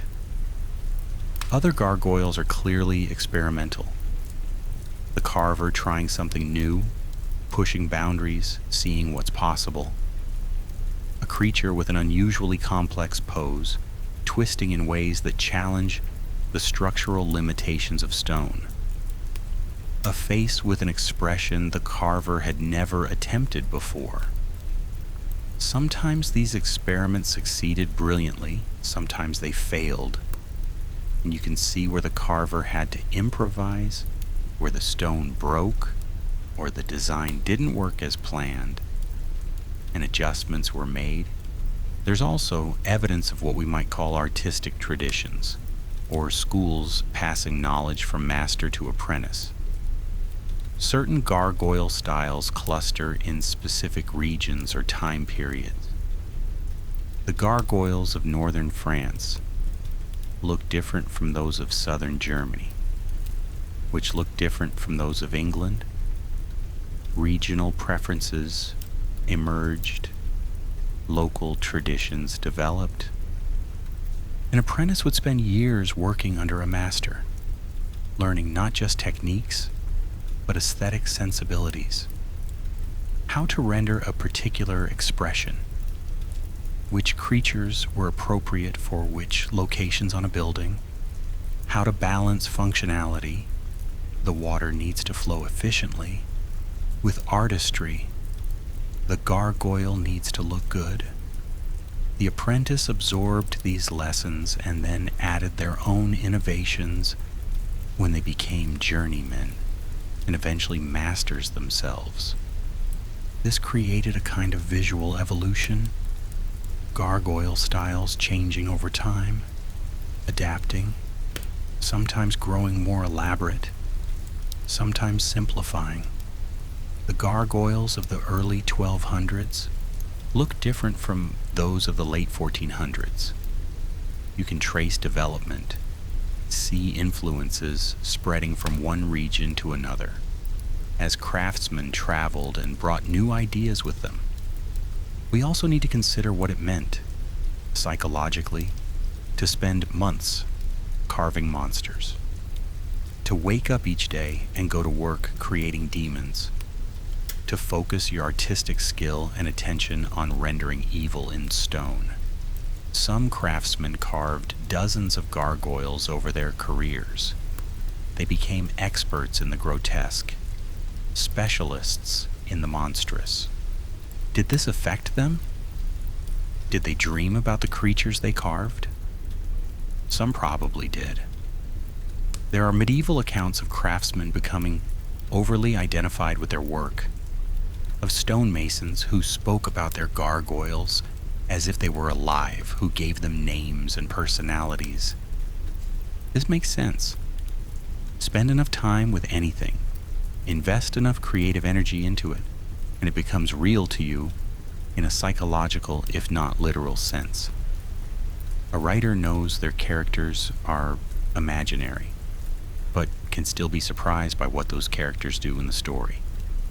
A craftsman knows his gargoyle is stone, but might still feel a connection to it, might still wonder what it thinks as it watches the world from its perch. There's a medieval legend, probably apocryphal but telling nonetheless, about a stonemason who carved a gargoyle so lifelike, so frightening, that he became convinced it was alive. He would visit it at night, bringing offerings, whispering to it. Eventually he fell from the scaffolding near that gargoyle. Some versions say he jumped, unable to bear the creature's gaze any longer. Others say the gargoyle pushed him. Most likely, if there's any truth to the story at all, it was a simple accident, given dramatic narrative weight by medieval chroniclers who loved a good moral tale. But the story persists because it captures something true about the relationship between craftsmen and their creations. When you spend that much time creating something that's designed to be frightening, the line between creation and creator can blur. The gargoyles were meant to embody human fears about evil, chaos, damnation. The men who carved them had to engage with those fears intimately, had to understand them deeply enough to give them form. That's not easy work, psychologically or physically. It required a particular kind of courage, or perhaps a particular kind of compartmentalization. The ability to create monsters all day and then go home to ordinary life, to families and friends and normal medieval concerns. Some craftsmen probably took pride in their gargoyles' frightening qualities. The more scared people were, the better the carver had done his job. Others might have approached the work more neutrally, as technical challenges to be solved, artistic puzzles to work through. and some perhaps were disturbed by their own creations, haunted by the stone faces that bore their artistic fingerprints. We'll never know for certain. The craftsmen didn't leave journals or letters describing their feelings about carving gargoyles. What they left were the gargoyles themselves, hundreds of them across Europe, each one a frozen moment of artistic decision-making, each one representing hours of physical labor and creative thought. When you look at a medieval gargoyle, you're looking at someone's legacy. An anonymous craftsman from centuries ago decided this creature should look exactly this way, should have these features, this expression, this posture. They made thousands of small choices. How deep to cut here, how smooth to make this surface, where to put the eyes, how to suggest scales or fur or skin. All those choices created something that has outlasted empires. The craftsman is dust. The culture that employed him has transformed beyond recognition. The cathedral might have burned, or been bombed, or simply eroded. But if the gargoyle survives, some part of that craftsman's vision remains. Still watching, still spewing water during storms, still disturbing or amusing or puzzling anyone who looks up at it. That's a form of immortality, even if it's anonymous. Even if no one knows the craftsman's name, his work endures. His monsters are still here, still serving their purpose, still marking the boundary between earth and sky, sacred and profane, stone and something almost alive. We've circled around this question throughout our exploration, touching on it from different angles. Practical function, symbolic significance, artistic expression, cultural anxiety. But now we need to confront it directly. Why were gargoyles created? What did they mean to the people who made them and commissioned them and lived beneath their gaze? The simple answer is that there's no simple answer. Gargoyles were created for multiple reasons, served multiple purposes, meant multiple things to multiple people. Any attempt to reduce them to a single explanation misses the complexity, the richness of their existence in medieval culture. But we can identify several primary theories, each supported by evidence, each capturing part of the truth. The first and most obvious purpose was practical: drainage. Rain is architecture's enemy. Water seeping into walls causes mold, decay, structural weakness. Stone is porous. Over time, persistent moisture will work its way into cracks, freeze and thaw, split and crumble. Buildings need drainage systems to survive. The gargoyle's design solved this problem elegantly. Water collected on the roof would be channeled through troughs or channels to specific points. From there, it would flow through the body of the gargoyle, its back, neck, and throat, and exit through the open mouth, projecting away from the wall. The gargoyle became a gutter, essentially, but a gutter that also served aesthetic and symbolic purposes. This practical function explains the form of gargoyles: the elongated necks, the open mouths, the positioning high on buildings. These weren't arbitrary choices. They were engineering solutions. The neck needed to be long enough to throw the water clear of the wall. The mouth needed to be open and properly angled. The gargoyle needed to be positioned where water collected and where directing it away from the building would be most effective. But acknowledging the practical function doesn't diminish the symbolic importance. Medieval people excelled at making the functional also meaningful. Why carve a simple spout when you could carve a demon? Why waste an opportunity to teach, to warn, to protect? This brings us to the second major purpose, apotropaic protection.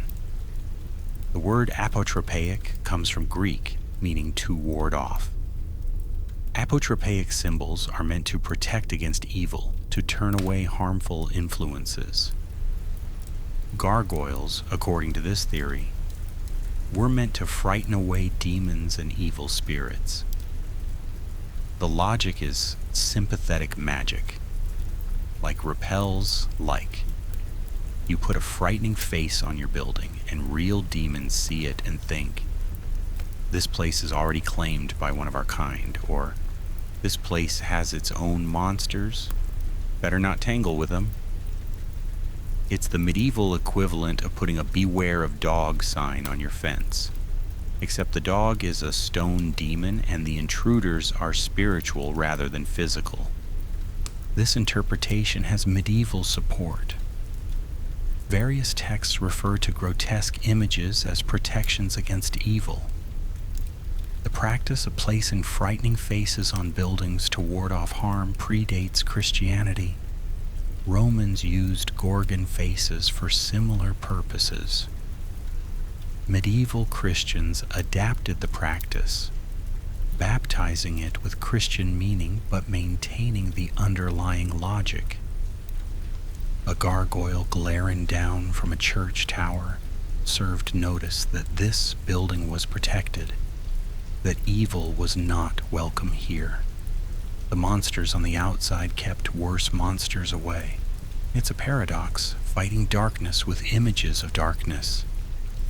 But it's a paradox that resonated with medieval sensibilities. The third major purpose was didactic, teaching through images. Most medieval people couldn't read. Scripture, theology, church history, all of this existed in Latin texts accessible only to educated clergy. For the average person, religious knowledge came through sermons and through visual imagery. Churches became what's been called Bibles in stone. Every sculpture, every stained glass window, every decorative element was meant to convey religious truths to the illiterate masses. The gargoyles were part of this visual education. A dragon gargoyle taught that Satan exists, that he's dangerous, but that he's been conquered by Christ and put to use serving the church. A lion might teach about Christ's dual nature, fierce in judgment, protective of the faithful. A basilisk reminded viewers of the danger of sin, shown in its most repulsive form. The placement mattered too. Gargoyles were on the outside of churches, in the liminal space between sacred and profane. This taught that evil exists in the world, that it's constantly present, pressing in, but that the church stands as a barrier between the faithful and those forces. Inside the church, you were safe. Outside, you were in territory where monsters lurked. Some scholars push this interpretation further, arguing that specific gargoyles illustrated specific sins or vices. A grotesque showing a figure with an exaggerated belly taught about gluttony, one showing sexual acts warned against lust. Figures with coins or goods represented greed. The church became a comprehensive illustrated guide to Christian morality, with the gargoyles serving as negative examples, cautionary tales carved in stone. The fourth purpose was cosmological, representing the complete Christian worldview. Medieval Christianity wasn't just about heaven and good. It was a comprehensive explanation of all existence, which necessarily included hell, demons, evil, chaos. The universe, in Christian cosmology, was a battle between order and disorder, salvation and damnation, God and Satan. Churches were meant to be microcosms, miniature representations of this complete universe. Inside you had the sacred imagery: Christ, Mary, saints, angels, biblical scenes. Outside you had the profane: demons, monsters, grotesques. Together, they represented the totality of existence. Gargoyles ensured that the representation was complete. You couldn't show only the good; that would be dishonest, incomplete. Evil exists. Monsters are real, even if they're spiritual rather than physical. The gargoyles gave that darkness form and place within the architectural cosmos of the cathedral. This interpretation suggests that medieval people were comfortable with a more inclusive vision than we might expect. They didn't try to hide evil or pretend it wasn't there. They put it right on their churches, visible and acknowledged. This strikes modern people as strange, but it reflects a medieval understanding that you can't fight what you won't name, can't guard against what you won't acknowledge. The fifth purpose was artistic, expression and creativity. We shouldn't underestimate this. Medieval craftsmen were artists. They took pride in their work. They wanted to create things that were beautiful, impressive, memorable. Gargoyles provided an opportunity for artistic expression that other elements of church decoration didn't allow. Inside the church, imagery was tightly controlled by church doctrine and artistic convention. You couldn't deviate too much from established forms when carving Christ or the Virgin Mary. There were rules, expectations. But gargoyles? Gargoyles were monsters. There were no rules for what a monster should look like beyond general symbolic associations. This gave craftsmen freedom to innovate, experiment, push boundaries. A talented carver could make their reputation with a particularly striking gargoyle. Word would spread. Other cathedrals would see the work and request similar pieces. The craftsman's style would be imitated, adapted, developed further. Gargoyles became a space for artistic innovation within the relatively conservative world of religious art. The sixth purpose, related but distinct, was entertainment. Medieval people enjoyed being scared, just as we do today. Horror has always been a popular genre of human storytelling and art. The gargoyles provided a sanctioned, safe way to engage with the frightening and the grotesque. Children would point at the monsters and be simultaneously scared and delighted. Adults would debate which gargoyles were most frightening, most impressive, most grotesque. The creatures became points of civic pride.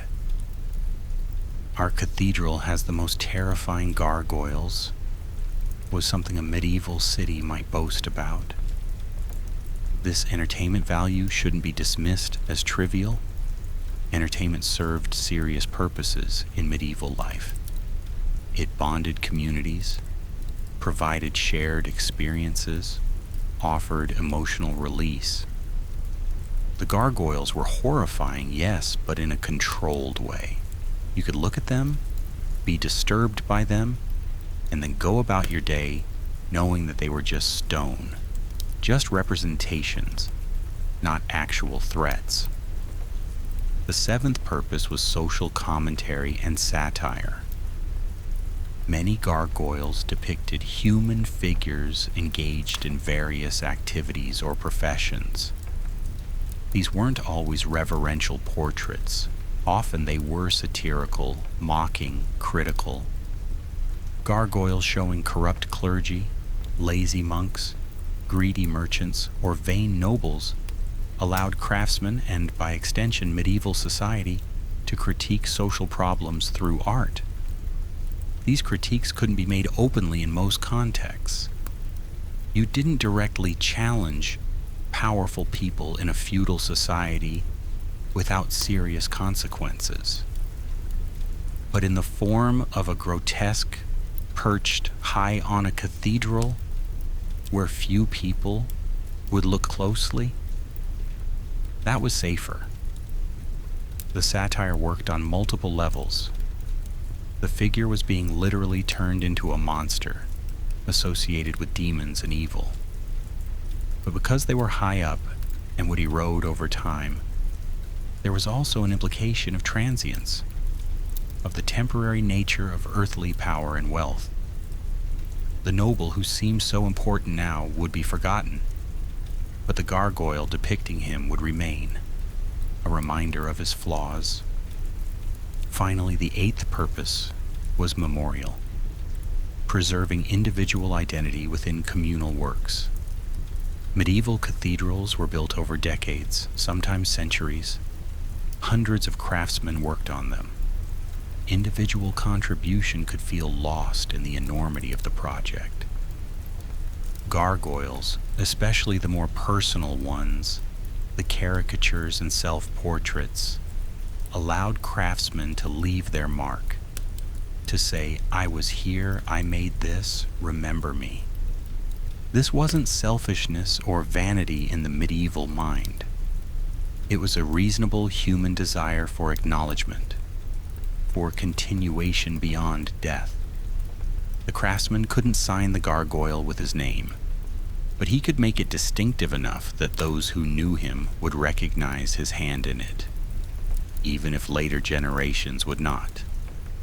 All of these purposes coexisted. A single gargoyle might serve as drainage, protection, teaching tool, cosmological representation, artistic expression, entertainment, social commentary, and memorial simultaneously. Medieval thinking embraced such multivalence, the idea that things could be multiple things at once without contradiction. Modern minds often want singular explanations, clear categorizations. We're uncomfortable with ambiguity, but gargoyles resist such reduction. They're liminal creatures in every sense, between function and art, protection and threat, sacred and profane, serious and playful, individual and communal. Perhaps the best answer to why were gargoyles created is simply for all of the above reasons, and probably others we haven't considered.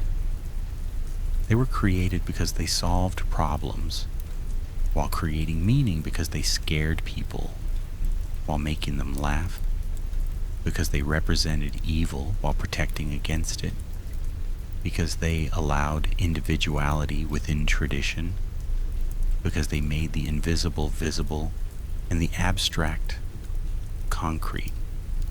And they were created because, at some fundamental level, humans need monsters. We need to give form to our fears, to externalize our darkness, to create things we can point at and say, that is what frightens me, that is what I guard against, that is what lurks in the shadows. By carving our monsters in stone and placing them on our most sacred buildings, medieval people were doing something deeply human. They were wrestling with the darkness by forcing it into the light, by making it visible, nameable, bounded.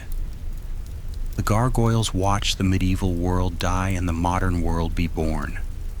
They watched as plagues swept through cities, as wars devastated countryside, as empires rose and fell, as the very conception of what it meant to be human underwent radical transformations. Through all of this, they remained unchanging, eternal witnesses to the pageant of human drama unfolding beneath them. And they're still watching, still waiting, still serving whatever purposes we assign to them, reflecting our own times even as they embody concerns from ages past. Which brings us to the question, what do gargoyles mean now? What purpose do they serve in the 21st century? The fire at Notre Dame on April 15, 2019, shocked the world. The cathedral that had stood for over 850 years, that had survived revolutions and wars, and the simple erosion of centuries, was burning. The spire collapsed in flames. The roof caved in, sending showers of sparks into the Paris evening. For hours, as firefighters battled the blaze, it seemed entirely possible that Notre Dame would be lost. The world watched. People who had never visited Notre Dame, who had no particular connection to France or Catholicism, found themselves devastated. The images of the cathedral burning struck a chord deeper than logic could explain. This wasn't just a building. This was history, culture, memory, all in stone and glass and timber, all potentially about to disappear. The gargoyles and chimeras survived. Stone doesn't burn easily. While the wooden roof was consumed and the lead melting, the stone figures perched on their ledges and watched the disaster unfold, as they'd watched so much else over the centuries.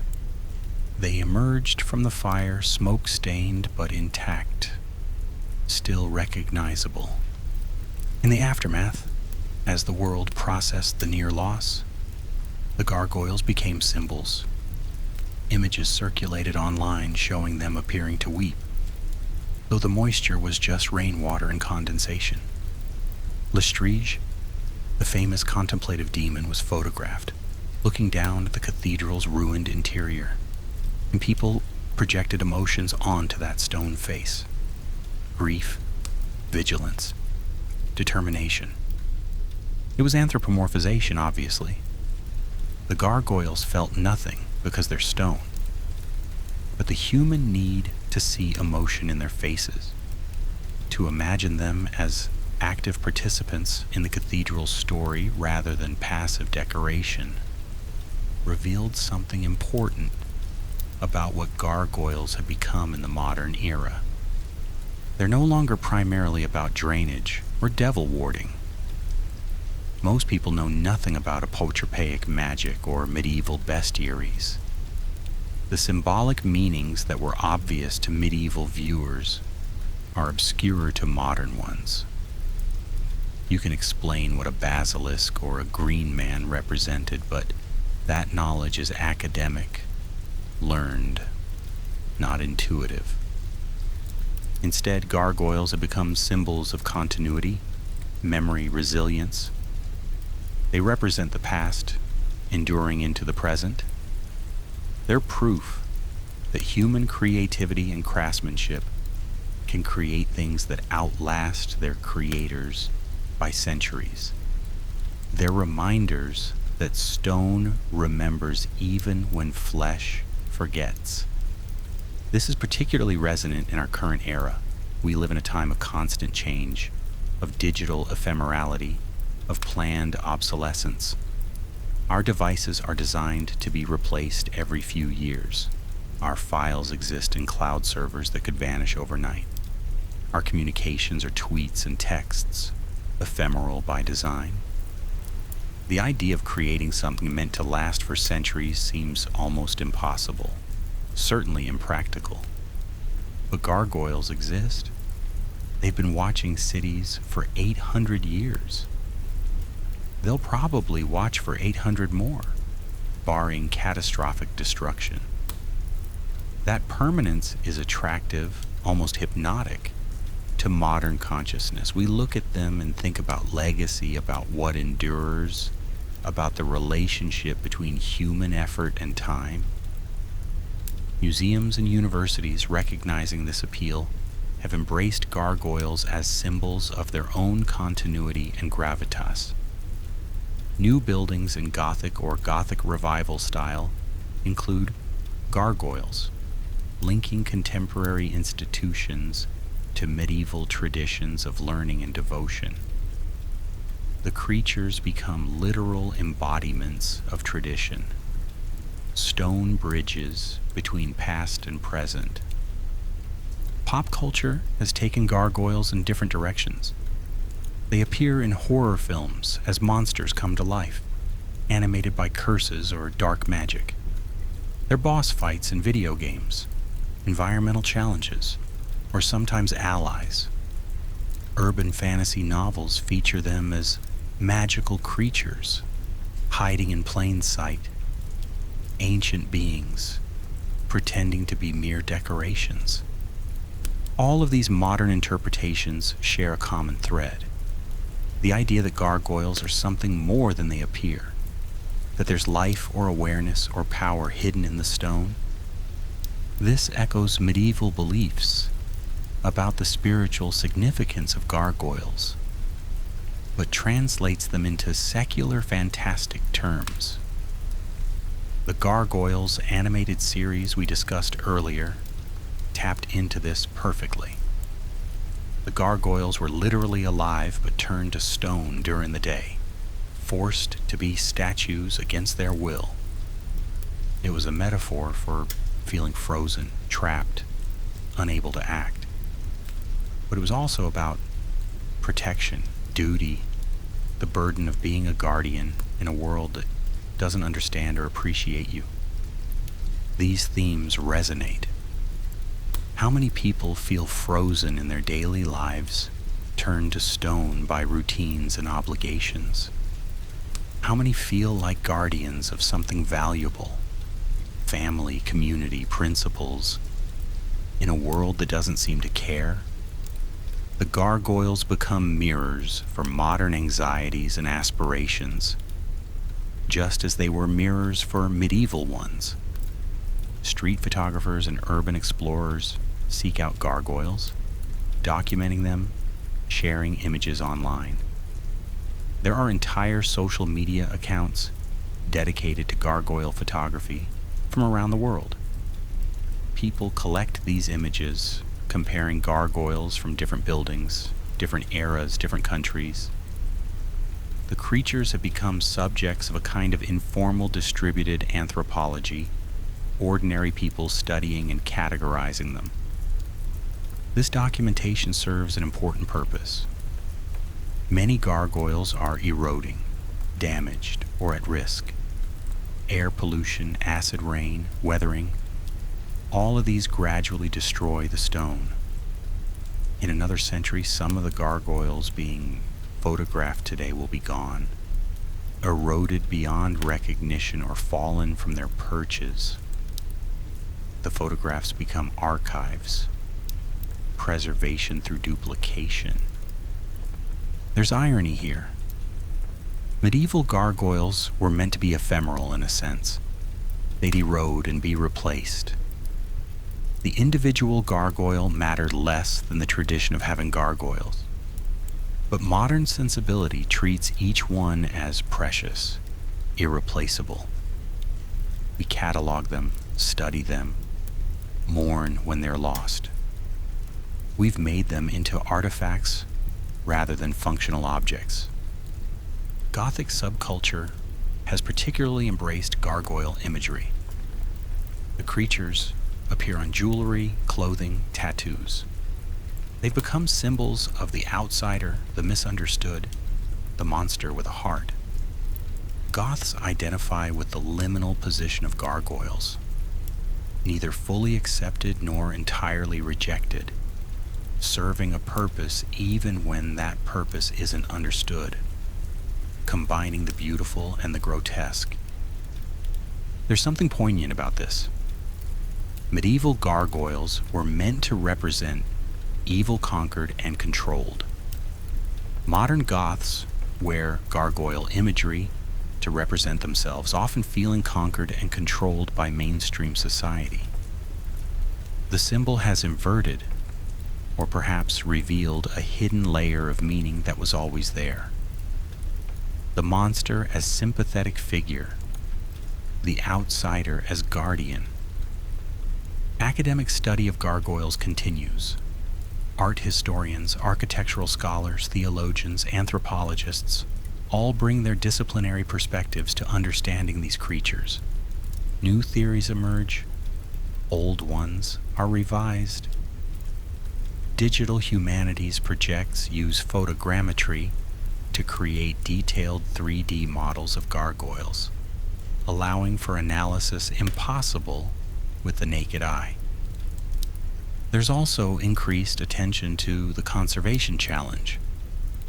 How do you preserve stone that's been exposed to weather for centuries? What techniques can stabilize gargoyles without destroying their historic character? When a gargoyle is too damaged to repair, is it better to replace it with a replica or leave the empty space?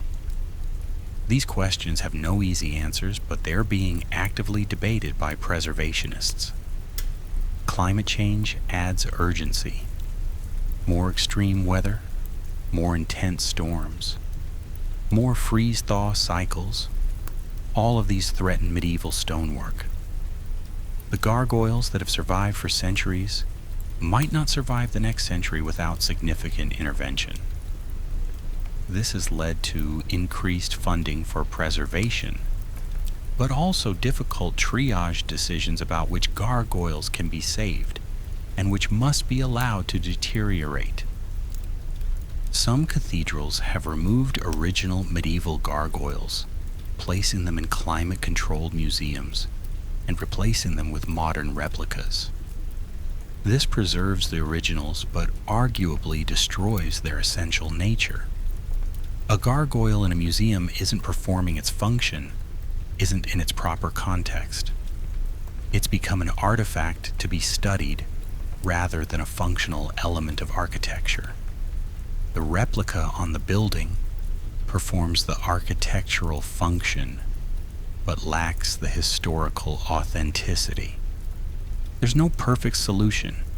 Any choice involves loss. This is one of the fundamental challenges of preservation. Sometimes protecting something means changing it, removing it from the context that gave it meaning. The gargoyle that has watched over a city for 8 centuries is removed to protect it from further weathering. And in that protection, something essential is lost. Tourists still flock to cathedrals to see gargoyles. Notre Dame, before the fire, attracted millions of visitors annually, and the gargoyles were major draws. People climbed the 387 steps to the gallery of chimeras to see Lestrige and the other creatures up close, to take selfies with stone demons, to look out over Paris from the same vantage point the gargoyles occupied. There's something about seeing them in person, about being at their level, that creates connection. From the street, gargoyles are distant, details lost. But standing on the gallery, you can see the chisel marks, appreciate the craftsmanship, look into their eyes. They stop being architectural features and become presences, personalities, individuals. Children are often fascinated by gargoyles. The creatures occupy the perfect space for childhood imagination. Frightening but not too frightening. Monsters that are safely contained in stone. Adults encourage this interest. It's educational, after all. Learning about gargoyles means learning about history, art, architecture, mythology. It's acceptable for children to be interested in something slightly dark, slightly scary, when it's also culturally significant. This creates a cycle where each generation discovers gargoyles anew. The creatures remain relevant not despite their age, but because of it. They're old enough to feel mysterious, permanent enough to feel important, strange enough to be intriguing. Each generation interprets them slightly differently. Projects new meanings onto them, but the fundamental appeal remains constant. What will gargoyles mean to people 100 years from now? 200? 1,000? It's impossible to say. They'll still be there, assuming the buildings they adorn survive. Some will have eroded beyond recognition. Others will have been replaced with modern replicas. New gargoyles will have been added to new buildings, carrying forward the tradition in adapted forms. But they'll still be watching, still marking the boundary between earth and sky, past and present, stone and life, still posing the same questions they've always posed. What do we fear? What do we need protection from? What do we put on our buildings to express our deepest concerns about the nature of evil and the structure of the cosmos? The answers change. The questions remain. And the gargoyles remain with them, patient, eternal, waiting for us to look up and notice them watching. There's a particular feeling you get standing beneath a cathedral at twilight, looking up at the gargoyles as shadows lengthen and details fade into silhouette. The creatures seem more alive somehow in that transitional light, more present. You can imagine them preparing to stir, to spread stone wings, to leave their perches for nightly flights through the city. They never do, of course. They remain as they've always been, stone shaped by hands long dead, locked in whatever expression the craftsmen gave them centuries ago. But the possibility lingers. The sense that these figures are more than mere decoration, that they're aware somehow, watching with purpose rather than by accident of design. This is the core of gargoyles' enduring appeal. They make us feel watched, not in a paranoid sense, not as objects of surveillance. Rather, they create the sensation that we're not alone, that something permanent witnesses our transient lives. They've been there longer than we have. They'll be there long after we're gone. And somehow that's comforting rather than disturbing. Why should this be comforting? Why should stone monsters watching us feel reassuring? Perhaps it's because they represent continuity in a discontinuous world. Everything else changes. Governments rise and fall, languages evolve and disappear, cultures transform beyond recognition, entire civilizations vanish.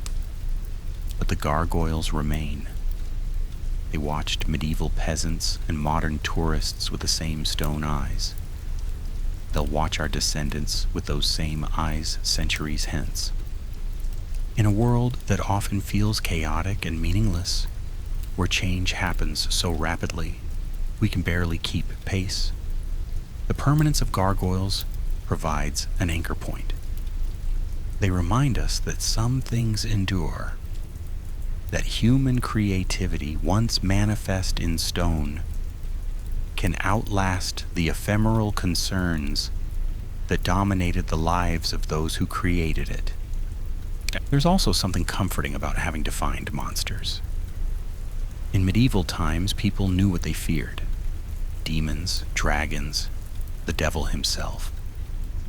These were real threats in the medieval mind, as real as disease or war. Carving them in stone made them visible, bounded, controlled. You could point to the gargoyle and say, that is evil. That is what we guard against. And having named and formed the threat, it became somehow less overwhelming. We still have this need even if our monsters have changed. We fear different things now: environmental catastrophe, technological displacement, social fragmentation, existential meaninglessness. These fears are abstract, diffuse, difficult to visualize. Gargoyles, ironically, provide a simpler model. Monsters that are frightening but comprehensible, threats that have been captured and made to serve protective purposes. When we look at gargoyles, we're looking at evidence that previous generations faced their own fears, gave them form, and survived. The medieval world that created these creatures is gone, but the human world continues.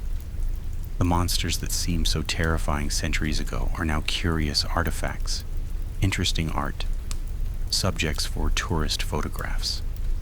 This suggests that our current monsters, too, might eventually become less overwhelming, might be transmuted by time and perspective into something we can look at with curiosity rather than terror. The aesthetic appeal is also important. Gargoyles are, in their way, beautiful. Not pretty. Beauty and prettiness are different qualities. The beauty of gargoyles lies in their perfect fit between form and function, in the skill of their execution, in the emotional impact of their grotesqueness. They're evidence of craftsmanship, of human hands and minds working to create something that would outlast the craftsman. In an era of mass production of identical objects churned out by machines, the individuality of gargoyles is striking. No two are exactly alike. Each one represents unique creative choices, personal touches, individual vision. This handmade quality gives them warmth despite their stone coldness, humanity despite their monstrous forms. There's also an element of whimsy that makes gargoyles appealing rather than simply frightening. Many of them are funny, intentionally or through the accidents of erosion and interpretation. The demon that looks like it's yawning, the dragon with a goofy expression, the grotesque that seems to be making a rude gesture at passers-by. This humor softens the horror, makes the monsters approachable. Comfort horror, as a genre, understands this balance. It's about creating a sense of the uncanny, the slightly unsettling, while maintaining a framework of safety. You're scared, but you're not traumatized. You're disturbed, but you're not damaged. The gargoyles themselves have always existed in this space, frightening enough to serve their apotropaic purpose, but not so frightening that they become unbearable to look at. Modern people, living in a world full of abstract threats and concrete stresses, find value in this balance. We seek out controlled experiences of fear and strangeness, horror movies, haunted houses, creepy stories, because they allow us to feel those emotions in safe contexts. Gargoyles provide a physical manifestation of this principle. They're monsters we can approach, study, photograph. They're frightening faces that won't hurt us. They're ancient witnesses to human drama who sit in patient silence. For those with anxiety, depression, or other mental health challenges, there can be something particularly grounding about gargoyles. They're external, objective, permanent. They don't change based on your mood or perspective. They're just there, solid and real, watching the world with expressions that range from fierce to contemplative to comic. In moments when your own mind feels chaotic and unreliable, the simple permanence of stone can be stabilizing. There's also the appeal of the liminal, the in-between spaces that gargoyles occupy. They're neither fully alive nor fully dead, neither entirely decorative nor entirely functional, neither wholly frightening nor wholly protective.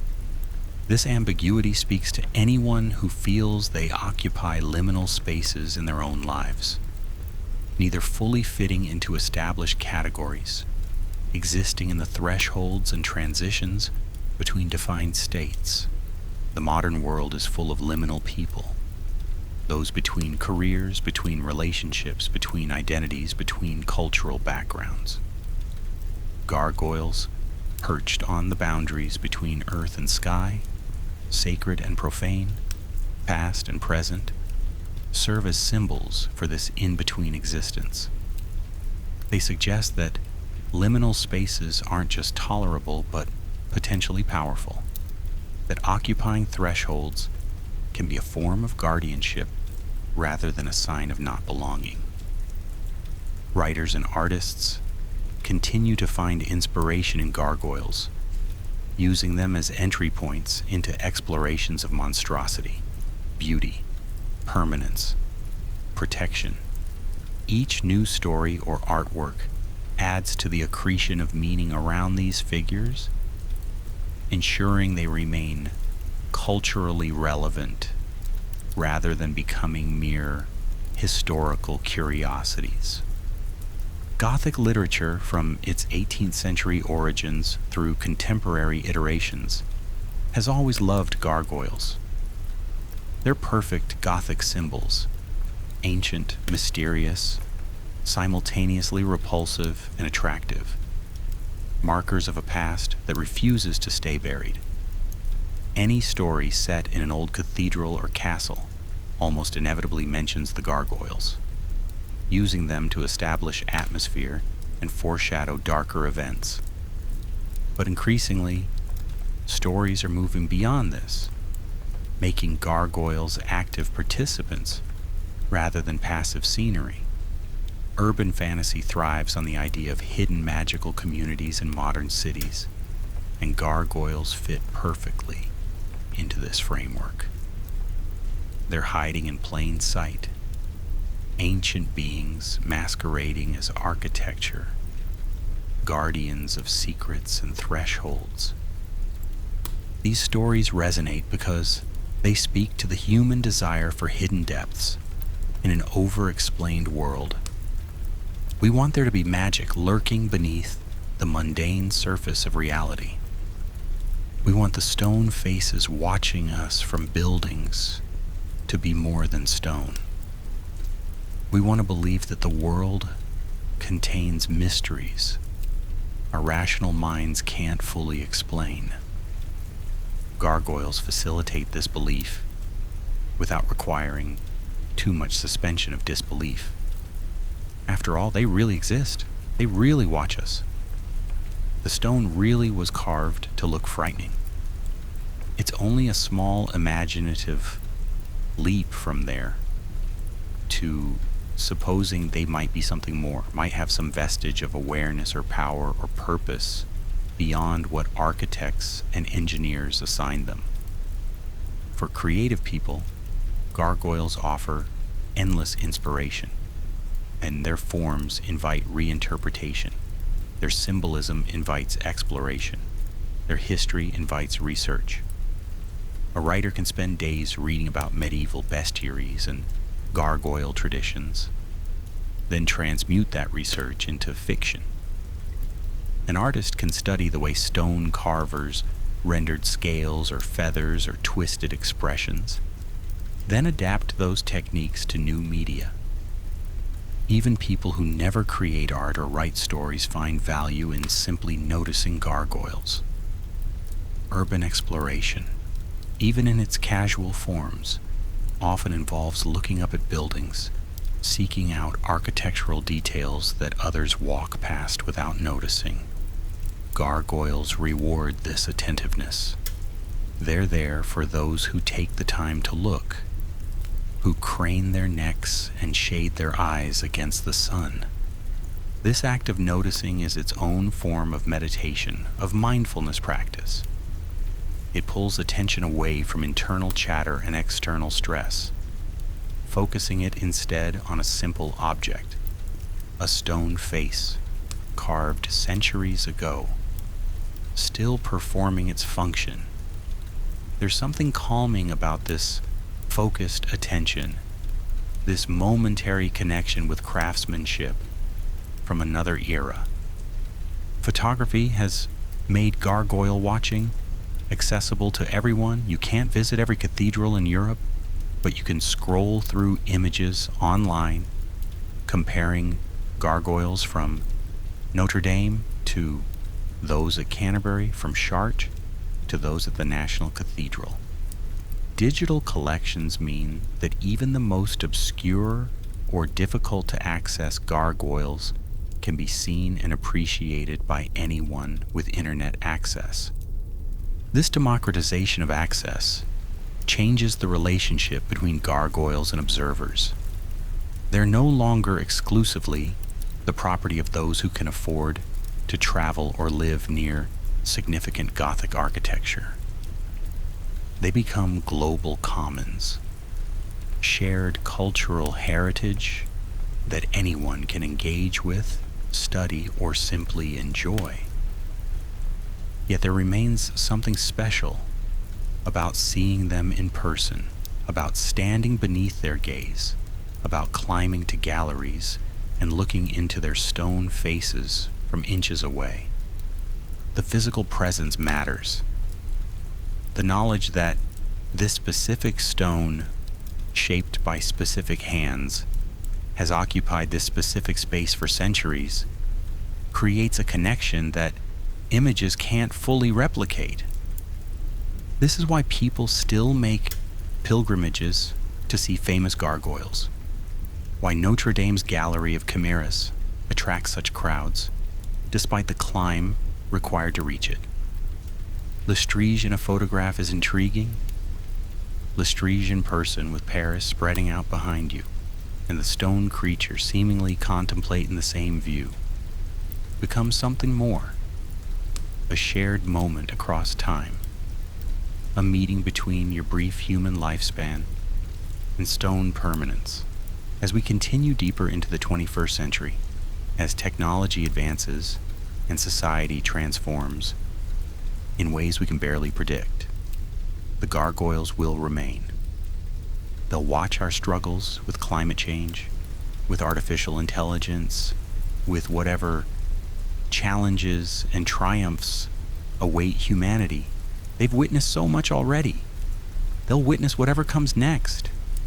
And in that witnessing, in their patient stone presence, there is comfort. They remind us that we're part of a much longer story, that our fears and hopes, while significant to us, are transient moments in a longer arc of human existence. The medieval people who created gargoyles are gone, but their creations remain. We too will pass, but what we create, what we build, what we value enough to preserve, that might endure. Gargoyles teach that monsters can be guardians, that the frightening can be protective, that stone endures where flesh fails. They teach that human creativity, given form in durable materials, can bridge centuries. They teach that beauty and grotesqueness aren't opposites, but rather complementary aspects of the sublime. Most importantly, they teach that we don't face our fears alone. Others before us faced their own monsters, carved them in stone, placed them high on buildings to watch and ward. The specifics change. Their dragons, our climate catastrophe, their plagues, our pandemics, their wars, our conflicts. But the fundamental human response remains. We give our fears form. We set them to guard us. We transmute terror into protection through art and craft and will. The gargoyles have been watching for 800 years. They'll watch for centuries more. And in their watching, in their enduring presence, in their silent stone witness to the full spectrum of human experience, there is a strange, deep comfort. We are not the first to feel lost or afraid or overwhelmed. We won't be the last. But humanity continues, and sometimes our monsters continue with us, transformed from threats into guardians, from chaos into order, from nightmares into neighbors. We pass every day on our way to work or school or home. Look up. There they are. Still watching, still waiting, still serving purposes we may not fully understand but can dimly intuit. Protection, warning, memory, art, humor, fear, comfort. Still there, still stone. Still somehow alive in the ways that matter most. In human imagination, in cultural memory, in the enduring conversation between past and present that architecture facilitates. The gargoyles aren't going anywhere. And knowing that, we can face whatever comes next with a little more courage, a little more humor, a little more willingness to acknowledge our own monsters and set them to work. After all, that's what they've been teaching us all along. If this exploration of stone guardians and ancient fears lingered with you, if you found yourself looking up at buildings differently or thinking about what endures, consider subscribing. There are more quiet chills waiting in the shadows, more stories where comfort and horror meet and whisper their secrets to patient listeners. Until then, safe travels beneath the watching stone.